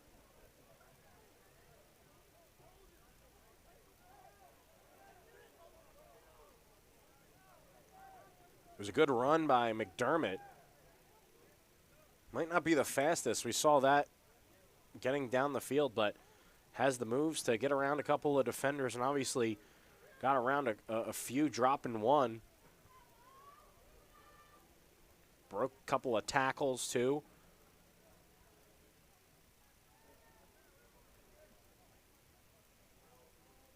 During the run, holding on number 13 in the offense. Play does result in a first down. Go ahead. So it is a first down for the Trojans, but they're going to call a hold on number 13, Cole Siliuson. So it will be a GSN Insurance first down. So a new set of downs. I think, you won't necessarily, love the penalty, but you do get a fresh set of downs for your offense. 3 receivers right side. Blitz might be coming from the Tigers. Looking to send maybe 5 here. And they will. It's going to be a blitz and a fumble by Furlong. The Tigers say they have it. It's in the backfield. Looks like they might have jumped on it, but Furlong had the best position on it. He must have, as soon as he dropped it, just ran right back, and the Trojans recover. The 4th total fumble. Make it the 3rd total fumble for the Trojans.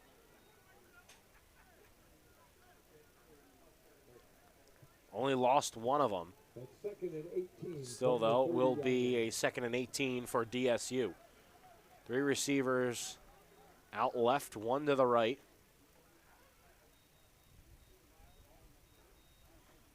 Brooks, it's a handoff, middle, goes Furlong, and he's up near the left hash mark and past the 30-yard line. It was a 2nd and 18 at the 30.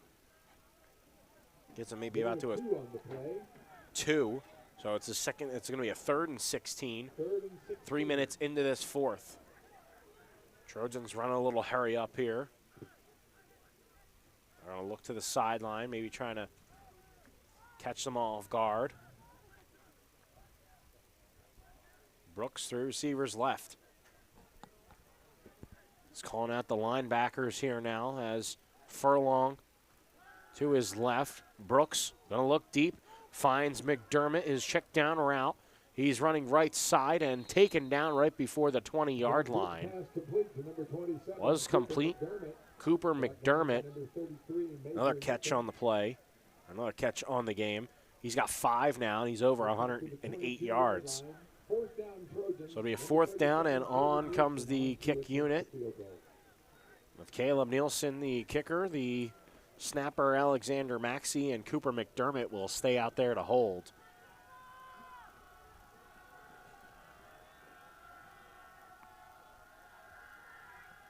So here's Nielsen. Got a 40-yard kick here for him. Good snap, good hold, kicking with the wind, and it's no good. Another miss for Caleb Nielsen. 1 short. This one had plenty of leg. But to the right of the goalposts and no good.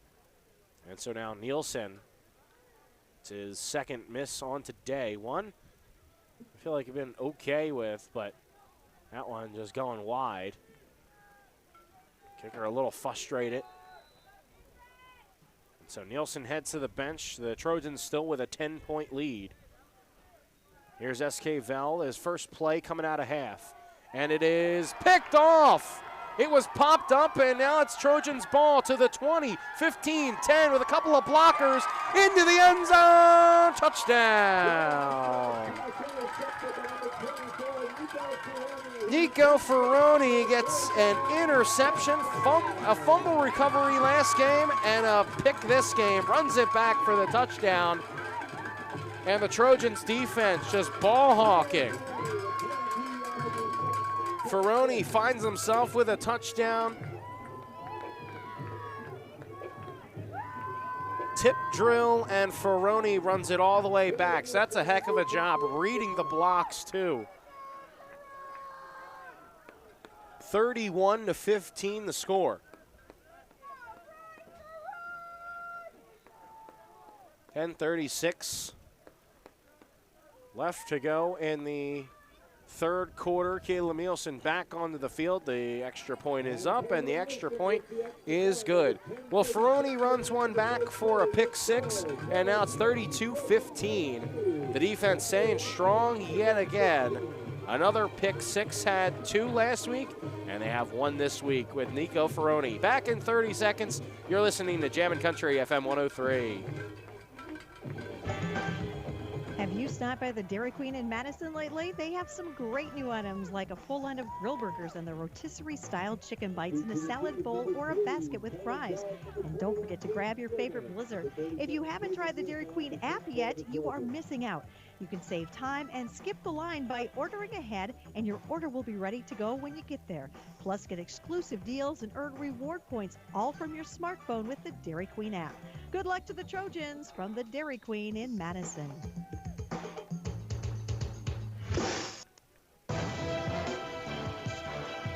So after Nico Ferroni pick 6, it's now Trojans 32 and the Tigers of Iowa Wesleyan 15. It's the first interception for Gavin Esquivel. It is his 13th this year. And the freshman quarterback coming back to the field.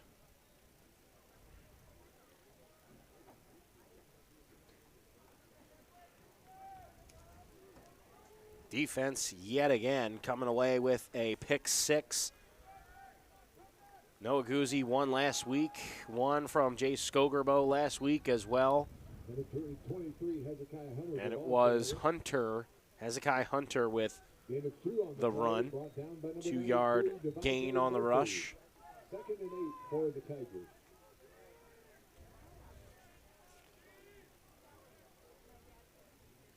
Nico Ferroni, that was his first interception of the year.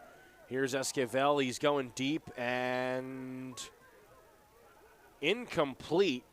Darius Richards ended up on the ground with the intended receiver, Coverage on the play by number 9, Darius Richards. which was Damian Tanalis. 3rd down. And it will bring up 3rd down and 8. 4th and 8, Trojan fans. 15 interceptions coming into this game. The defense has, make it number 16. This is a very short pass to Hunter, and he's wrapped up in the backfield, a little bit behind the line of scrimmage, and that's going to bring up 4th. One of the best teams right now in the NAIA with interceptions. Coming into this game, they led the NAIA with 15. Now they have 16. The Trojans also lead North Star Conference with 13 interceptions. Now make it 14.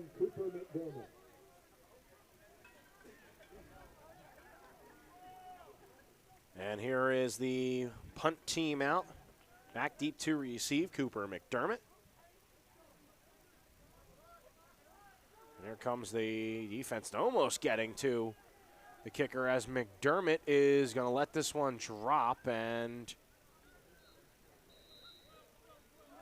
he'll be down at the 47-yard line. And a lot of the Tiger players, they're trying to say, oh, it was touched when we were trying to bring it back.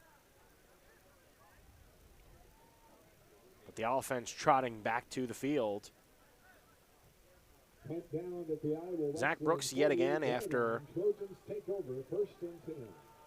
Jason Matonio down with injury. Ball at the Iowa Wesleyan 43-yard line.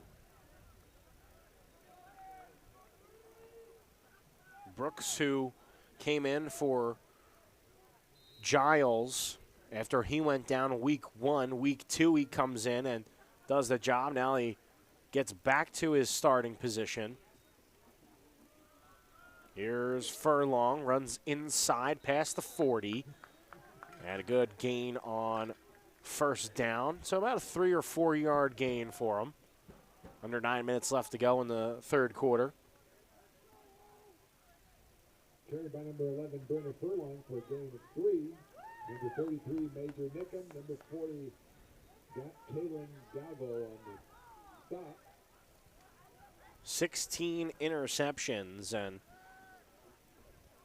another good defensive stance for the defense. It was a gain of 3 yards. The offense looking to match the way that the defense has been playing. It's Brooks. He's going to drop back, stepping up into the pocket. Great ball by Brooks finds his tight end Siegfried, and that's going to be a GSN Insurance first down. There was 3 Tigers to the near side of the field, right around the 25-yard line, and a perfect ball placed by Zach Brooks. And that's enough yardage for a DSU Trojan. So once again, a GSN Insurance first down from the Trojans. And the Tigers defense just once again going backwards. We saw a lot of that in the first half. Didn't see a lot of scores, but still ball being driven back. Play fake, middle of the field, and to the end zone, incomplete. Austin Lake. Lake went up for it, and he got pushed around there. Defended by number 22. So incomplete, middle of the field. That's the first incomplete pass from quarterback Zach Brooks. He's 3 of 4 for 45 yards. The pass to Siegfried, 18 yards. 7:54 remain in the third quarter. 3 receivers lined up to the right. There goes Rebstock also to the right. 2nd and 10. Here's a run to Furlong. Runs off the right side, and the defender all right to Furlong's feet. Tried to wrap him upside, and he's just too big up top. So every time they try to get around his torso, just goes right to the ground because you can't get him on the chest. So it's 3rd and 10 after a no gain from Furlong. 3 receivers lined up left. They're going to look to the left side. They're going to go back to the sideline, look for the play. 5 seconds on the play clock. Here's 2, and they finally get it away. Brooks looking deep. Brooks, and he finds the intended target, and Furlong. That would have been his 2nd reception of the day, but falls incomplete, and Nielsen looking on. The offense says, all right, let's stay on here. 17-point lead for the Trojans. And so they're going to go for it here on 4th and 10 from the 22. Here's Brooks dropping back to pass. 3 receivers left side. He goes to McDermott, who was a little bit too far, or for the ball was a little bit too far ahead for his receiver, and McDermott ran out of room, and it's incomplete. It's a turnover. 73 of the offense. It was a hold on the defense, and it's going to be declined. And it'll be first down. Tigers. So Tigers offense in that first half, 188 yards of total offense. 39 plays were run.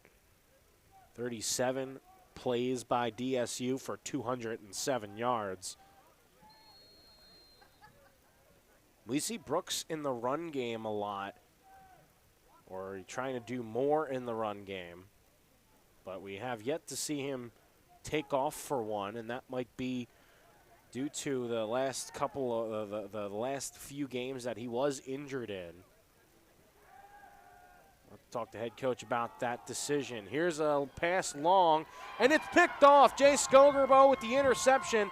Now he cuts inside, goes outside, brings it up to the 20. There is a flag on the play. And there's another one. So one comes in pass coverage, one comes in late.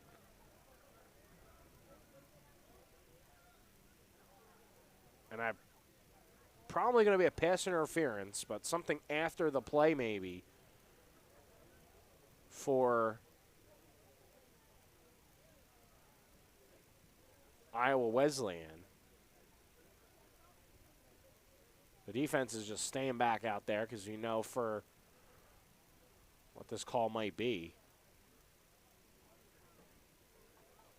Referees are talking it over.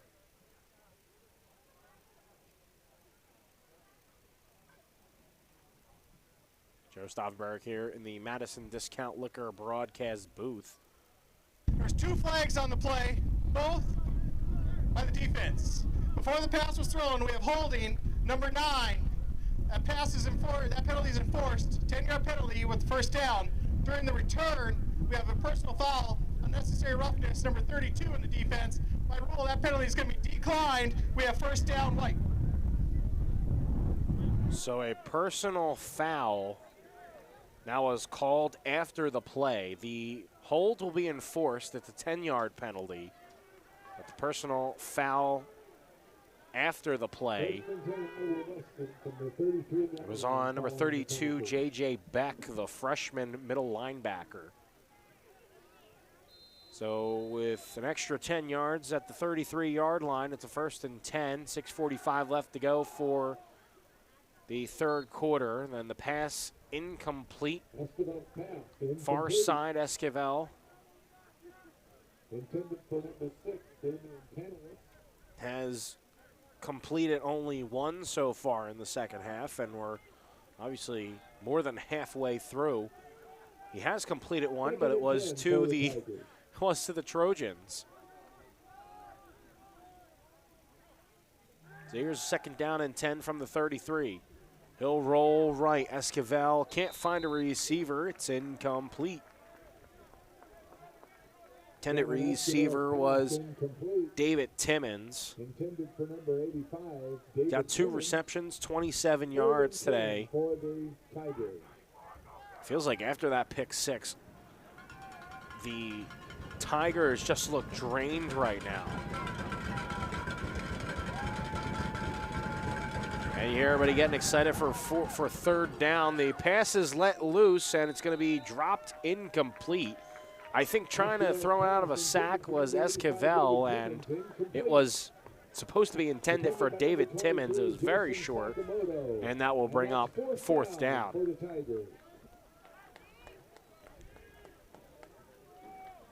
.6:30 left to go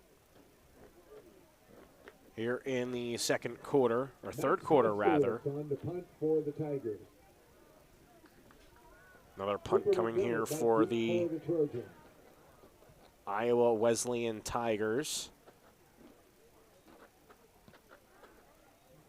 Gotten away as McDermott was back there deep to receive, but a line drive kick is stopped at the 46-yard line of the Trojans. So it does flip the field around, but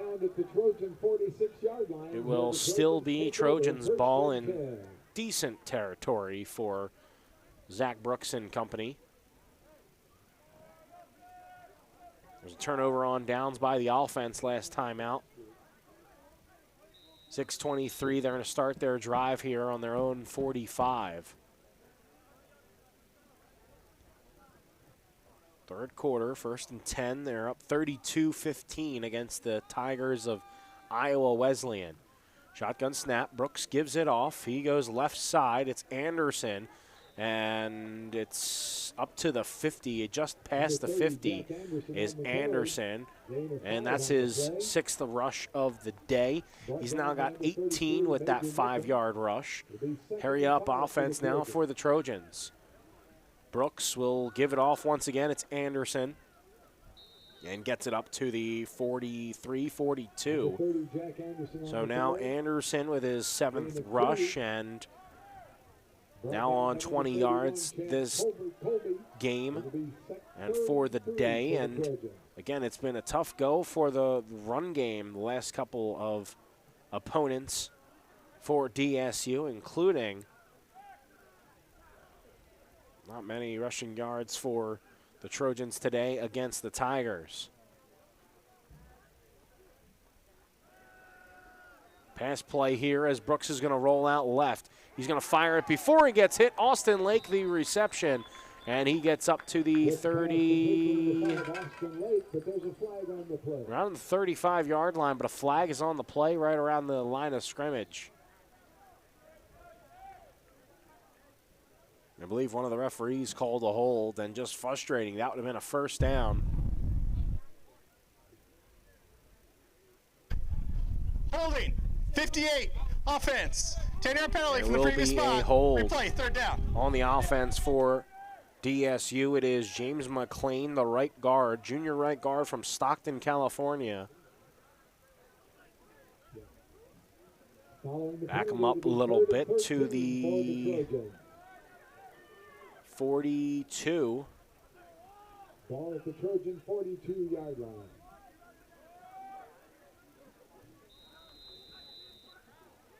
So it's 3rd and long for DSU. About 13. Brooks in the shotgun, 2 receivers each side. Shotgun snap, dropping back, stepping up into the pocket. Brooks finds a receiver over the middle and incomplete. Tried to get it to Michael Hybertston, and that would have been very close to the first down marker. But that's going to bring up 4th down. That'll be 4th down and 13 for the Trojans. And once again, Caleb Nielsen out to punt. So very quick to end the first half and to start the second half. Things starting to slow up a little bit for each team. It's just now playing the field position for DSU here. It'll be Caleb Nielsen kicking with the wind. It might be a perfect spot for him here. He stands at the 29 and boots it at the 31. It is going to be a good one. It's going to bounce, and to the goal line and into the end zone. Man, if it was just a couple of yards back, that would have probably stopped right near the goal line. So Nielsen gets it down, but still, though, you have to like it gets put them at the 20. And so now they got to go 80 yards, which here in the second half they haven't gone far. In the third quarter, it was an interception after one play for Iowa Wesleyan. Then a 3-and-out, then a 3-and-out. As it's a pass far side, complete to Jaden Harris. To number 18, Jaden Harris, brought down by number 7, Marcus. We're starting to finally get some positive yards. 10 yards, and that's it for the third quarter leading up to this drive. It's now 2nd and 4. Here's Esquivel. They've gotten now a total of 16 yards. Make it maybe a yard or 2 more here in the second half. Esquivel's pass complete to number 23, Hezekiah Hunter. Hezekiah Hunter on the running back screen, middle of the field, and it's 3rd down. 3rd and 2 from the 28-yard line. 28-yard line, it's 3rd and 2. Esquivel with 3 receivers left side. And here comes the blitz for DSU. They're going to go deep, and it's caught. Near side, caught for Shamari Wilson. That's going to be a GSN Insurance first down, and get a lot of those yards back. Sakamoto, they went right after him. 1st and 10 from the 35-yard line. And it's a big play for a GSN Insurance first down. 3 receivers left, 1 to the right. It's a handoff, and they'll get up as Moody Benelshake will stop them at the 30, and that's all that they're going to get. It was Hunter yet again on a run. For a gain of 5. 37-yard completion for Shamari Wilson on 3rd down to get them to 1st. So 2nd and 5 now. A ball on the 30-yard line. It was a great tackle there for Moody Benelshake. 2 receivers each side. Going outside now is Hunter, and the pass comes and it's incomplete. They say it was in front of the quarterback. Pass intended for number 23. As the ball drops to the ground. That makes it 3rd and 5 for the Tigers. 3rd and 5 for Iowa Wesleyan.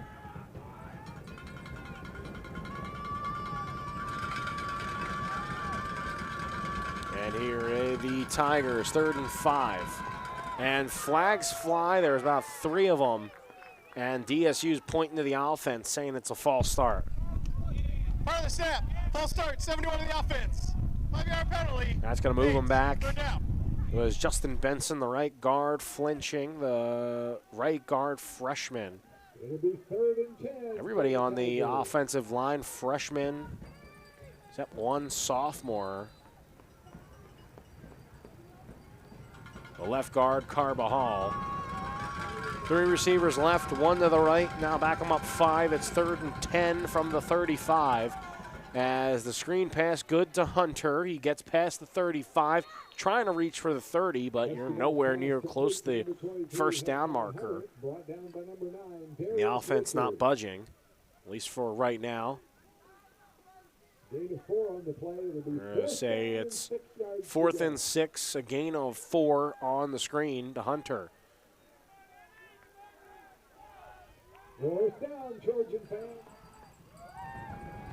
So 4th and 6, ball at the 31, 2 minutes and 23 seconds left to go in the third quarter. Here's the pass after stepping up into the pocket, and incomplete. Wilson was open. And Wilson dropped it. And so that's going to be a turnover, and the Trojans offense comes back out to the field. Brooks leading the team. The referee had to stop Jason Sakamoto before heading to the bench. They talking about something. He was the one there on the coverage, but Wilson drops it. It's a turnover on downs. Defense will take it. Here's Brooks motions Anderson to go to his right. 2 receivers left, 1 to the right. Reb Stock, right side of the line. Here's Brooks. It's play fake. Brooks looking deep, steps up into the pocket, now steps back, finds Anderson, and it's a gain of about 8 on first down. We're under 2 minutes left to go here in the third quarter, and that's all you're really going to need to do to try to secure a victory. It's 32-15, Trojans with the lead. Joe Staudenberg here in the Madison Discount Liquor broadcast booth. 32-15 the score. Here's Brooks in the shotgun. Anderson to his right. He's going to keep it this time, and he's going to slide. He'll get past the 45, and that's going to be good enough for a GSN Insurance first down.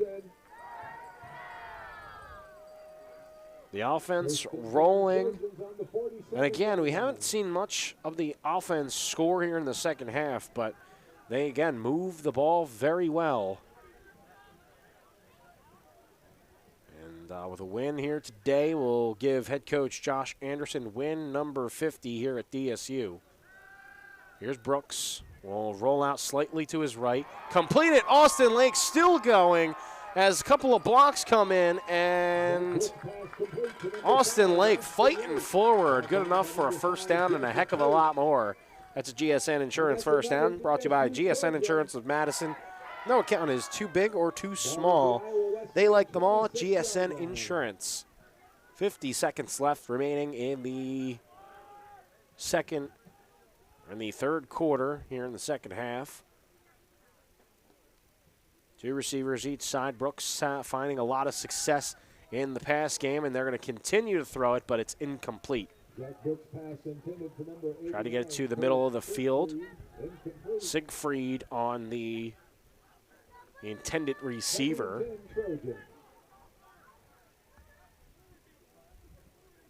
So 2nd and 10 for DSU. 34 seconds remain.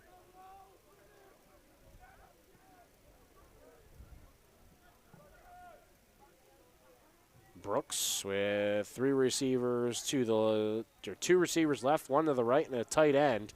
It will be a run play for Anderson, and gets up and taken down before the 20-yard line, right up the middle, and immediately went right. Hurry up offense here on 3rd down. 3rd and about 5. Brooks play fake. He's going to look middle of the field. Now he rolls out right, still looking upfield. On the run, it's a throw and incomplete. Intended receiver took a shot. It was Travis Rebstock. That Brooks pass intended for number 48, Travis Rebstock. I believe it was Parker on the pass coverage there. Delivered the big hit. Took him a second to get up. And that will do it for the end of the third quarter. The last play, and it will be fourth down. So that'll do it for the third quarter. We'll take 1 minute break. We'll come back with fourth quarter action here on your home for Trojans football. It is Jammin' Country, FM 103. Taco John's presents Olay the Day Pep Talks. Boys, we need to kick off this game with an Olay, just like breakfast at Taco John's kicks off your day with an Olay. So we're going to wrap the other team up like breakfast burritos, ice them like Mexican donut bites, and scramble them like a potato Olay scrambler.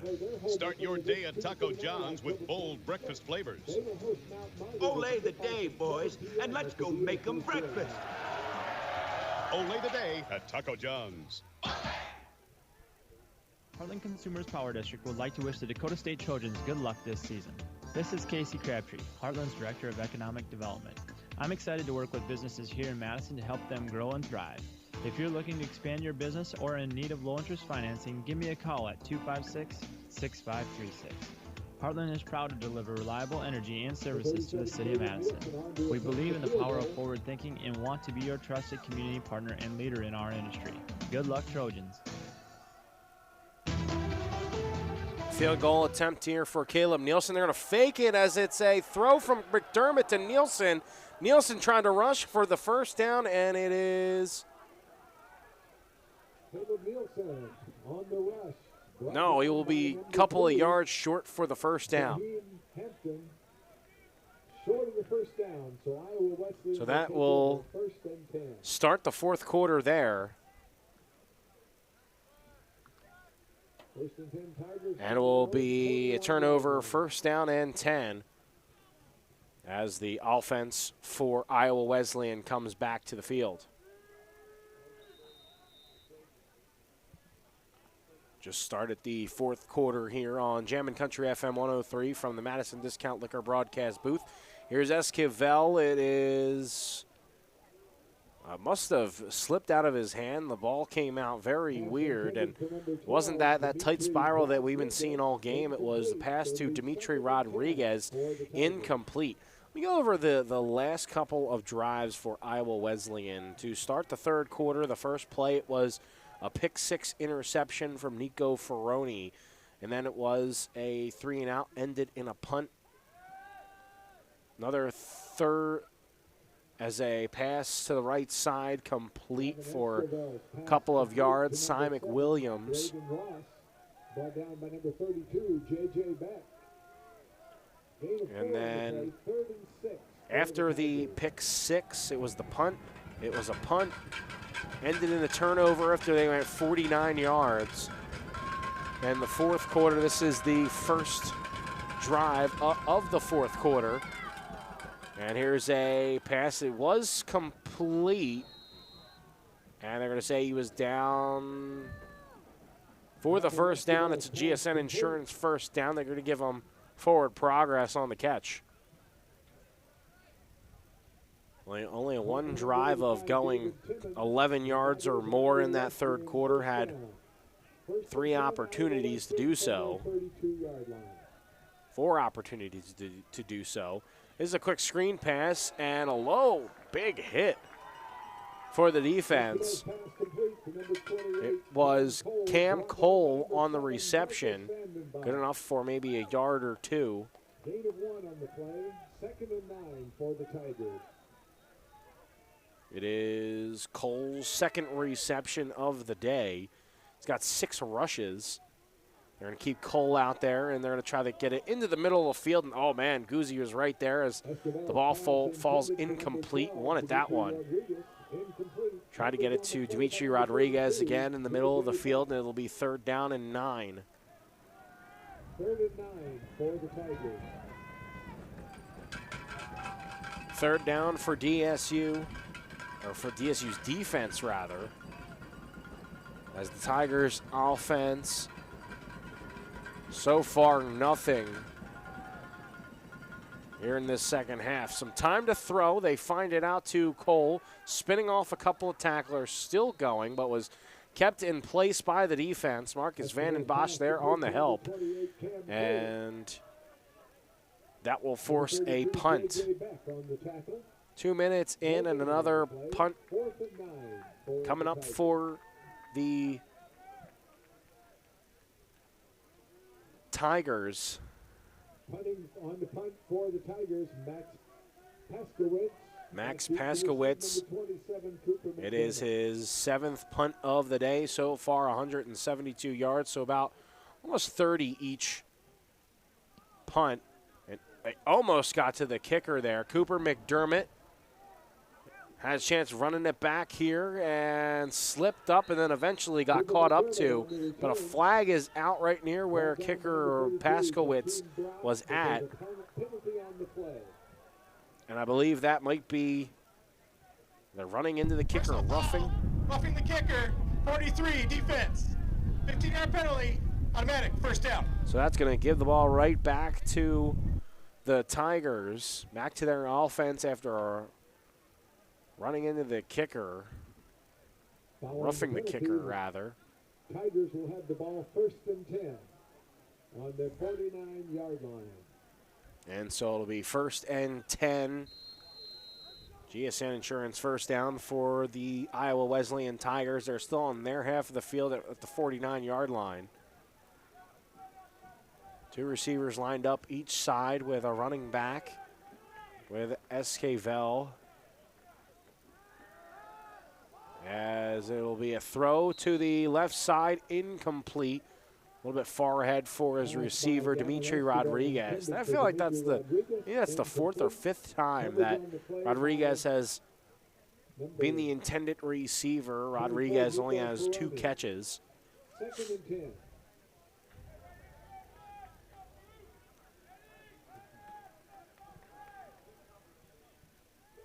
12:28, 32-15 the score. Here is the running back, Hunter, up down near the 47-yard line of the Trojans. A tackle for Ferroni. 12-12 left to go in the 4th quarter. Here's 3rd down and 6.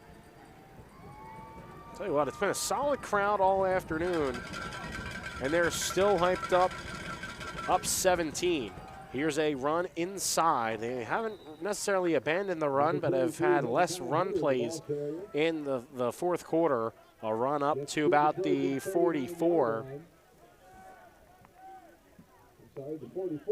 And need to get to the 41 for the first down. The offense is going to stay on the field. 2 receivers each side. Here's Esquivel. They're going to look to the right side, and that's going to be a false start in the offense.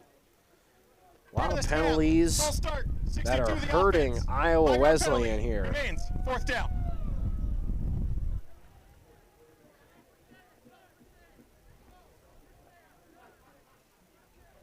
So that's the 6th penalty. Each team with 6 penalties.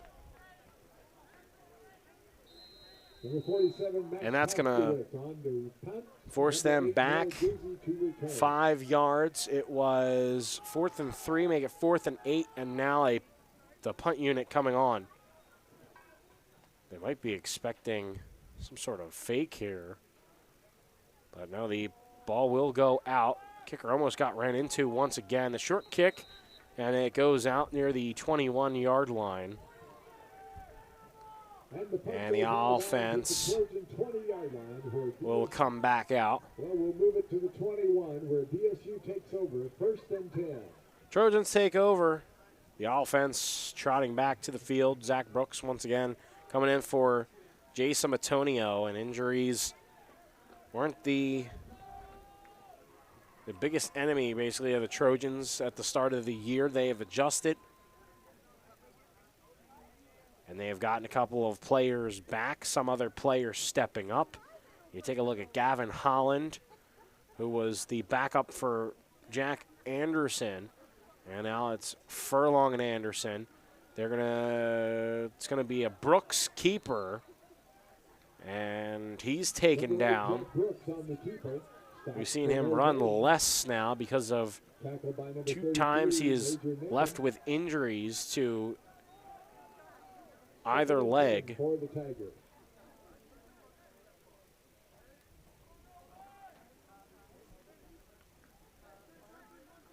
We've seen Derek Simmonsma, the tight end, come and seen him being replaced with Rebstock and Siegfried a few times. Here's a 2nd and 10. Ball at the 22. Caught by Anderson near side, right at the 22, up to about the 24. That's good enough for about 2. Brought down by number 48, Jeremiah Paul. 3rd and 2 on the play. 8 now. 3rd and 8 for the Trojans. And obviously at the quarterback also different players stepping up.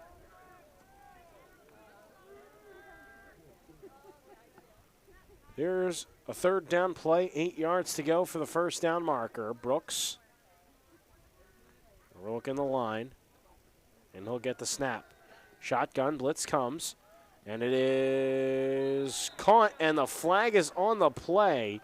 Brooks pass incomplete. Oh, it's actually incomplete to Lake. For number 5, Austin Lake. There's a flag on the play. Must have dropped it. He had the catch, but the way he slid, it looked like he caught it. But Holding. Defense, number 32. It's a 10-yard penalty with an automatic 1st down. so a penalty against the defense. Jakeem Brock, a freshman safety from Stockton, California. 2 tackles last week in the loss to Dickinson State. The Trojans will get a GSN Insurance 1st down because of it. 3 receivers right, 1 to the left. Here's Brooks, motions Anderson to go to his right. 9:35 left to go in the 4th quarter. And Anderson with a hole decides to run through it. Swallowed up a couple of yards through that line of scrimmage. 48, Jeremiah Pauling. Gain of 4 on the play. 2nd and 6 for the 4-yard gain. It's 2nd and 6. It's been a great combination of Furlong and Anderson. Here in the 2nd half, it's basically been all Jack Anderson. A couple of plays here and there for Furlong. 2 receivers each side. Here's Brooks in the shotgun. He'll take the snap. It's a give off to Anderson. Brooks wanting to try to lead him through. Then he also reverses field, gets up to the 40. It's a gain of 2, and now it's it's going to be 3rd and 4.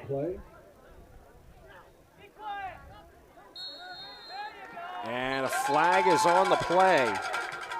It's after the whistle, way after the whistle, and I think it might be some sort of personal foul. After the play was over, unsportsmanlike conduct. I believe it was just a lot of talking coming from Koger. 15-yard penalty on that 1st down. Number 3's first unsportsmanlike conduct in the game. So that's going to move the Trojans up even further now. I believe after a personal foul, couldn't hear exactly what it was. It's got to be some sort of taunting penalty. But I don't think that's a very smart thing to do because your team's down 32-15 here in the 4th quarter. Ball is at the 45-yard line of the Tigers. 2 receivers each side. Pass coming from Brooks. He's looking deep. He has Keel, but it's incomplete, a little bit far ahead, and we've seen that a couple of times today. Oh, and this season, a lot of the time, there's going to be either a little too short or a little too long. That time a little long. And a Tiger down. It is Roby Thelsom, a freshman defensive end. I think needs some help getting off the field here.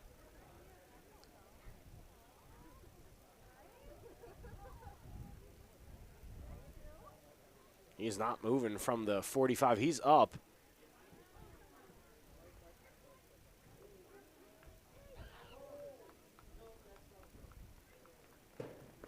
And he's going to be helped to the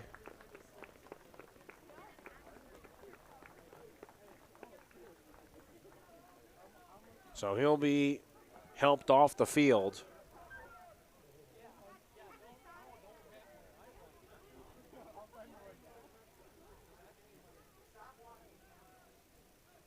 There's the offense with a second and 10 now.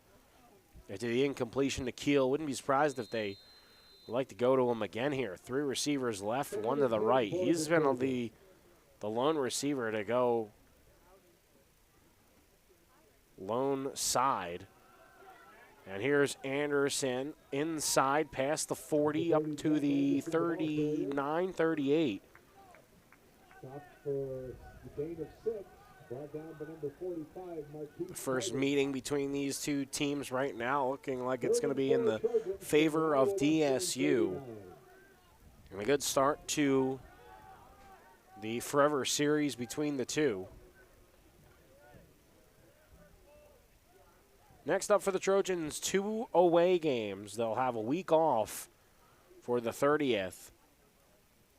Then they'll go to Valley City State and then end it at Presentation. Here's Brooks, middle of the field, caught, and down near the 25-yard line, another first down. It's Cooper McDermott. He's got 6 receptions now, and he's over almost 100. He's got to be at 120 yards now. Up to the 24-yard line. It's a GSN Insurance first down. He's at 128 yards. Here's Brooks. Pump fakes left, goes right, finds Keel, caught, and inside the 10. And it's going to be very close for another first down. But getting into the Case IH red zone, if you want equipment that's both power and efficient, it's only available in red at your Case IH dealer, Lake County International. 9-yard gain. That's another DSU Trojan. And another first down for DSU, courtesy of GSN Insurance. 2 receivers left, 1 to the right. They're going to put Keel with a one-on-one with the defender. Brooks will look left side. They'll find in the middle, and McDermott has a 7th reception, they're going to say, and it's going to be a fumble.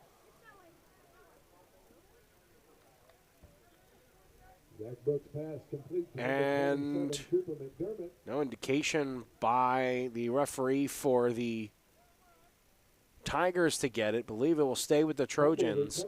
So it'll be 2nd and goal.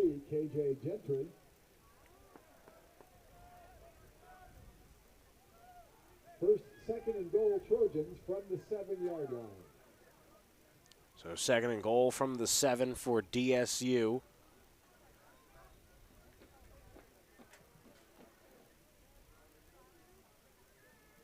Lake goes right in motion.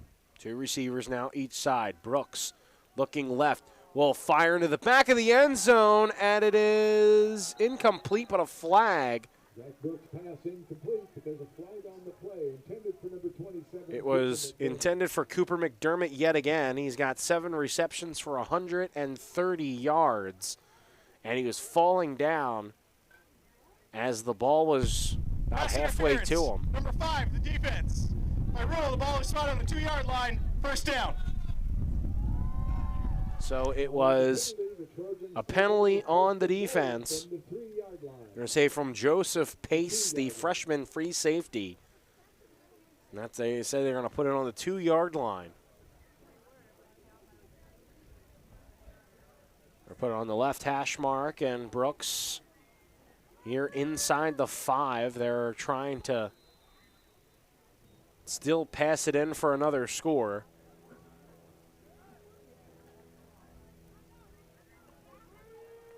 (32-15). One receiver out wide. It is Keel. He's to the right side, but a handoff to Anderson. Still fighting through. They're going to mark him a yard short. 30 Jack Anderson on the carry. Gain of 1. It'll be 2nd and goal from the 2-yard line.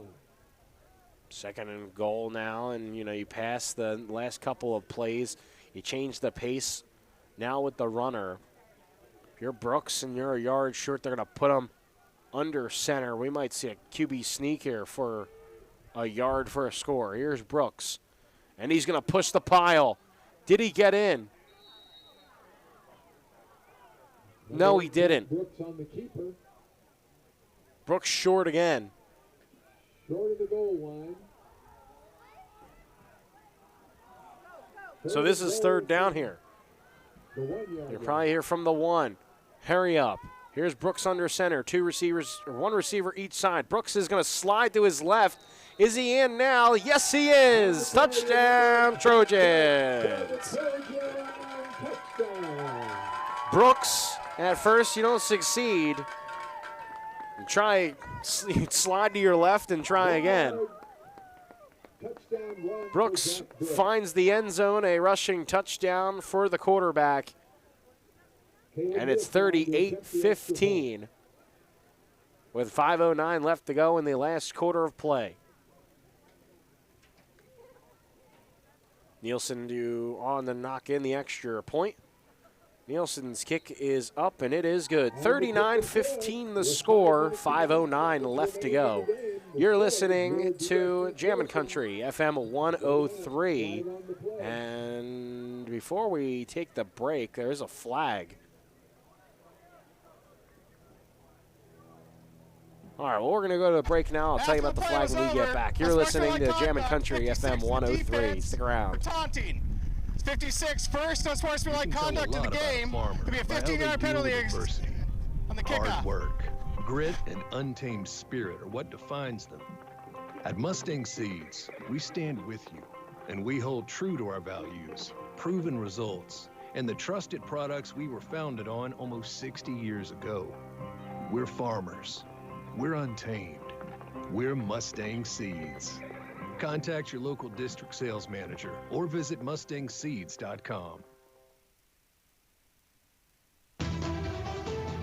So we're back here at Trojan Field, and the penalty, I believe, an unsportsmanlike. And it did go against Iowa Wesleyan. So this will back up the Trojans to 20. I don't know why we're on backwards, right? Nielsen at the 20 now. It will be booted away. This is a good kick. It's received at the 25 and eventually brought down to the 38. Brought back by, I believe that was Cole. No, they're going to say it was Dove. Saw him right on top of the ball as the play was going on. I was trying to figure out what the official call was, but Sony on the tackle there. It's 1st and 10. 5:03 left to go in the fourth quarter.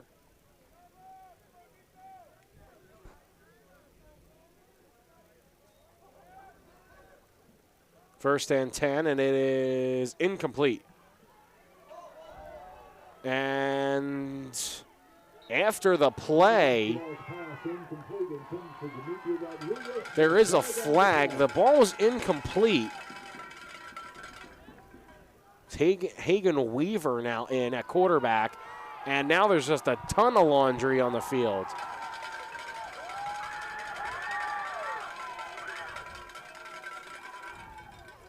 Devontae Murphy ever getting everybody excited. I believe the ball will be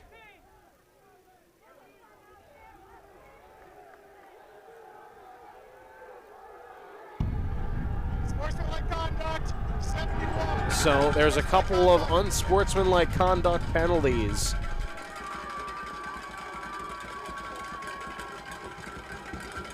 That happened after the play, and that's going to move them back.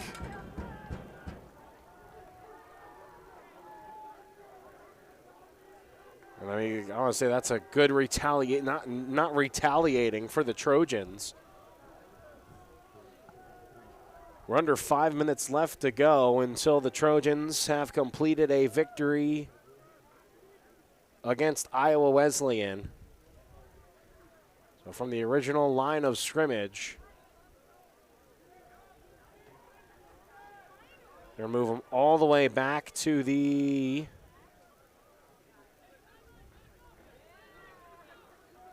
they're still going to the 12.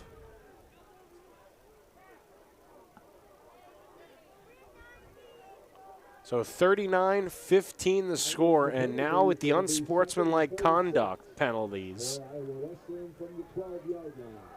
it will be 2nd and 36. Weaver is in at quarterback. So here is Weaver. They're going to run it to left side. It is Sherman, and he is taken down. Not going anywhere on that 2nd down play. Maybe a yard or two, but that's about it. 3rd down now here for the Tigers. 35 yards you need for a 1st down.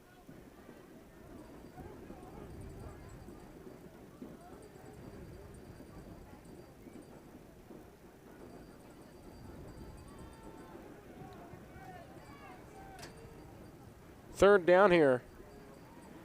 You need to go basically almost half the field. It's a run right side. It is to, I believe it was Cole on the play. There's a gang of Trojan tacklers.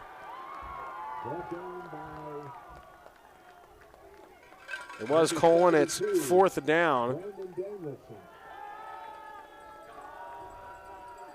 And so Cooper McDermott trotting out to the 50-yard line because of a punt coming. They're out to the 13. It's 4th and 35. So, yeah, you're going to punt this one away.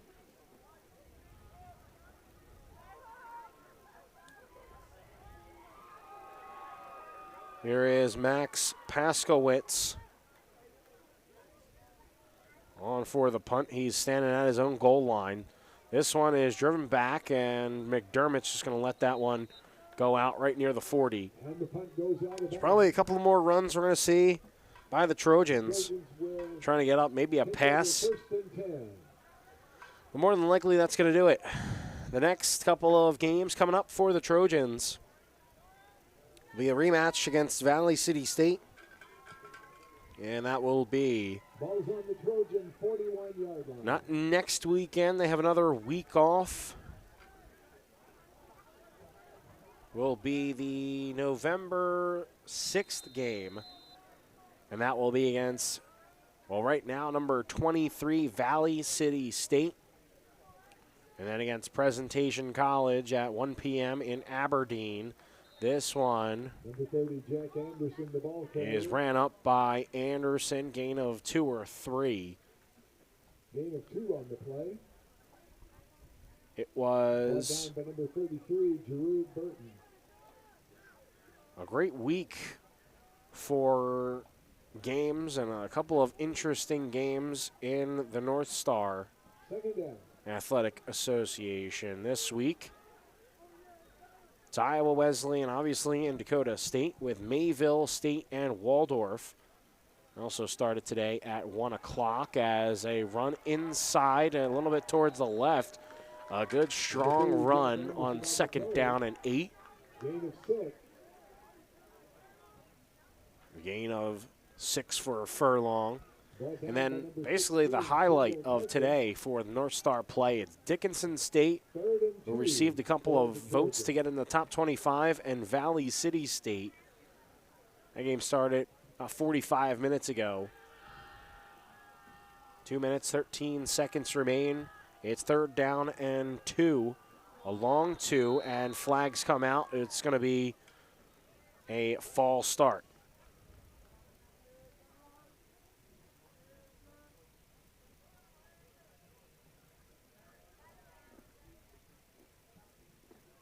So that will move back the Trojans. 67. 5-yard penalty, 3rd down. So it will be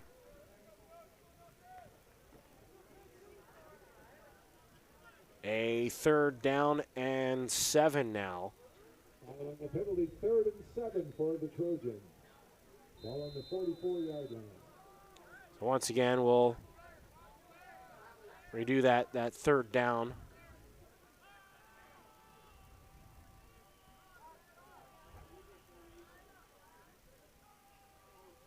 Trying to pull up the game for Dickinson State and Valley City State. This is a run right side and a first down and a whole lot more.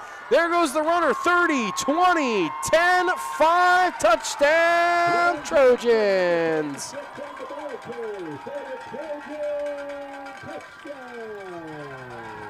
Trojans add 6 more, courtesy of a run from Dylan Johnson. The freshman goes in for 6. It's 45-15 DSU. It's late here in the fourth quarter.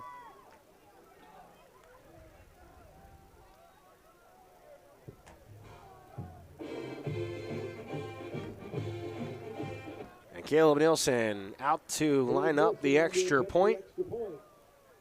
Minute 36 remains in the fourth, and the kick is good. 46-15 the score, and the Trojans still rolling after 2 losses on the road. They come home, get 2 losses, including this last home game of the season, and the last touchdown capped off by Dylan Johnson. 46-15, minute 36 left. We'll take a 30-second timeout, and we'll come back with the rest of the fourth quarter when we get back. Stick around here on Jammin' Country. Conduct, number 53 of the defense. Finding that missing 15-yard penalty and forcing remembering the whether kickoff. it's a home or away game, getting the right kid to the right playing field on the right day.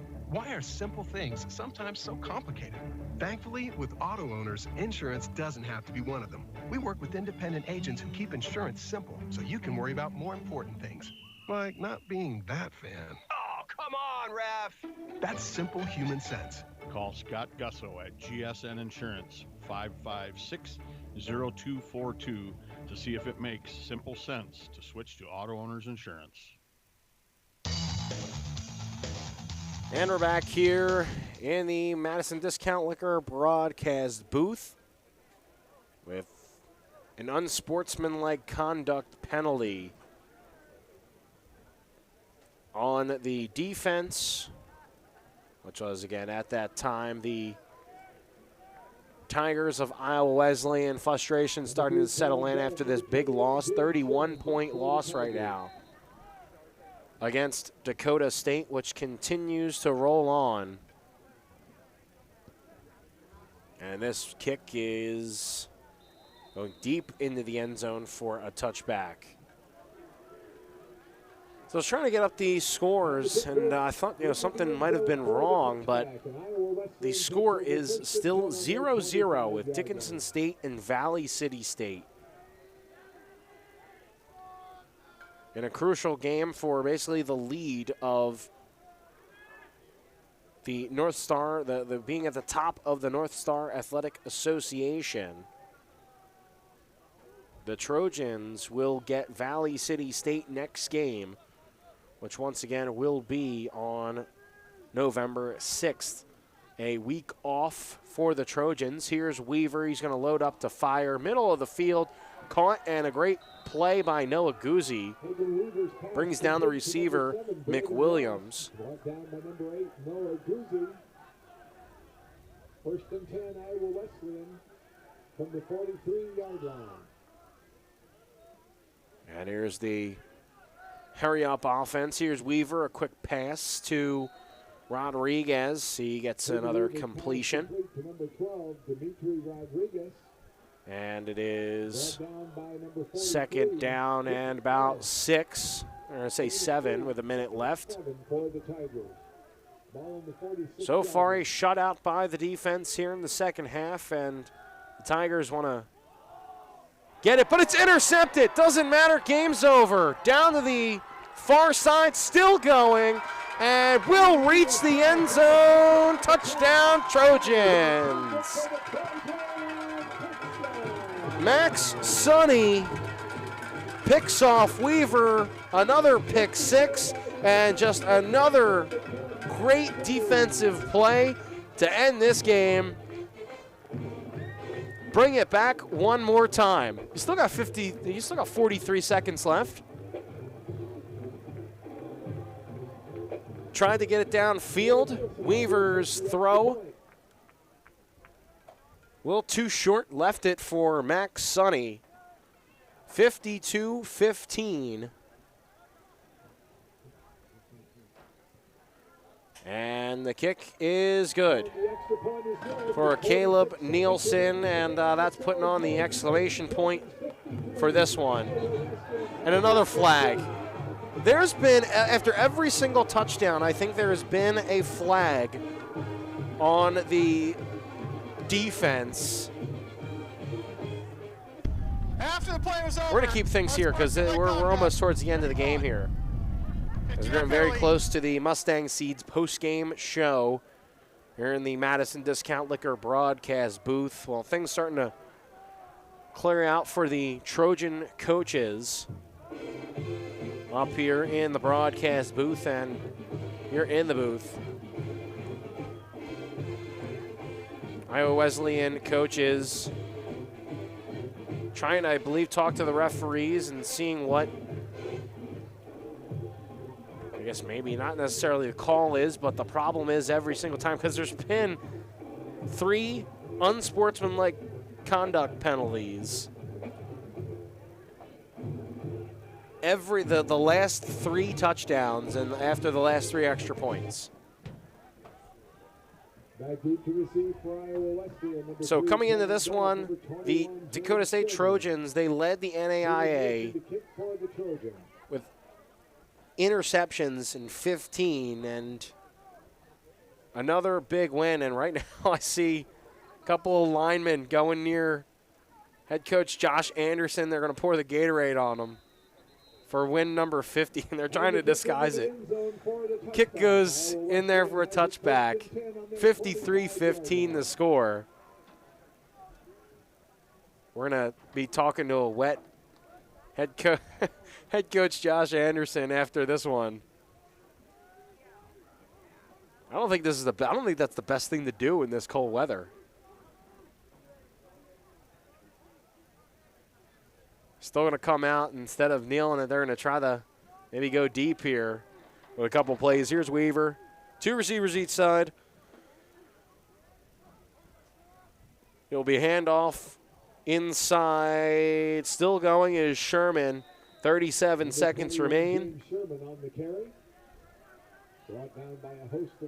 And are they just going to let the clock run out? They can. They're in no hurry to get another play off here, it looks like, and that's going to do it. Time's going to tick down to 15.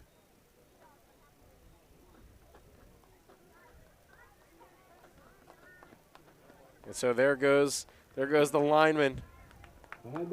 Oh, he knew it. He saw it. He didn't. Head coach Josh Anderson saw the Gatorade dump, and he got away from it. That's going to do it here from Trojan Field. 53-15. Head coach Josh Anderson turned around, I think, in the perfect time to get away from the Gatorade water bath. Smart play by head coach Josh Anderson, and what a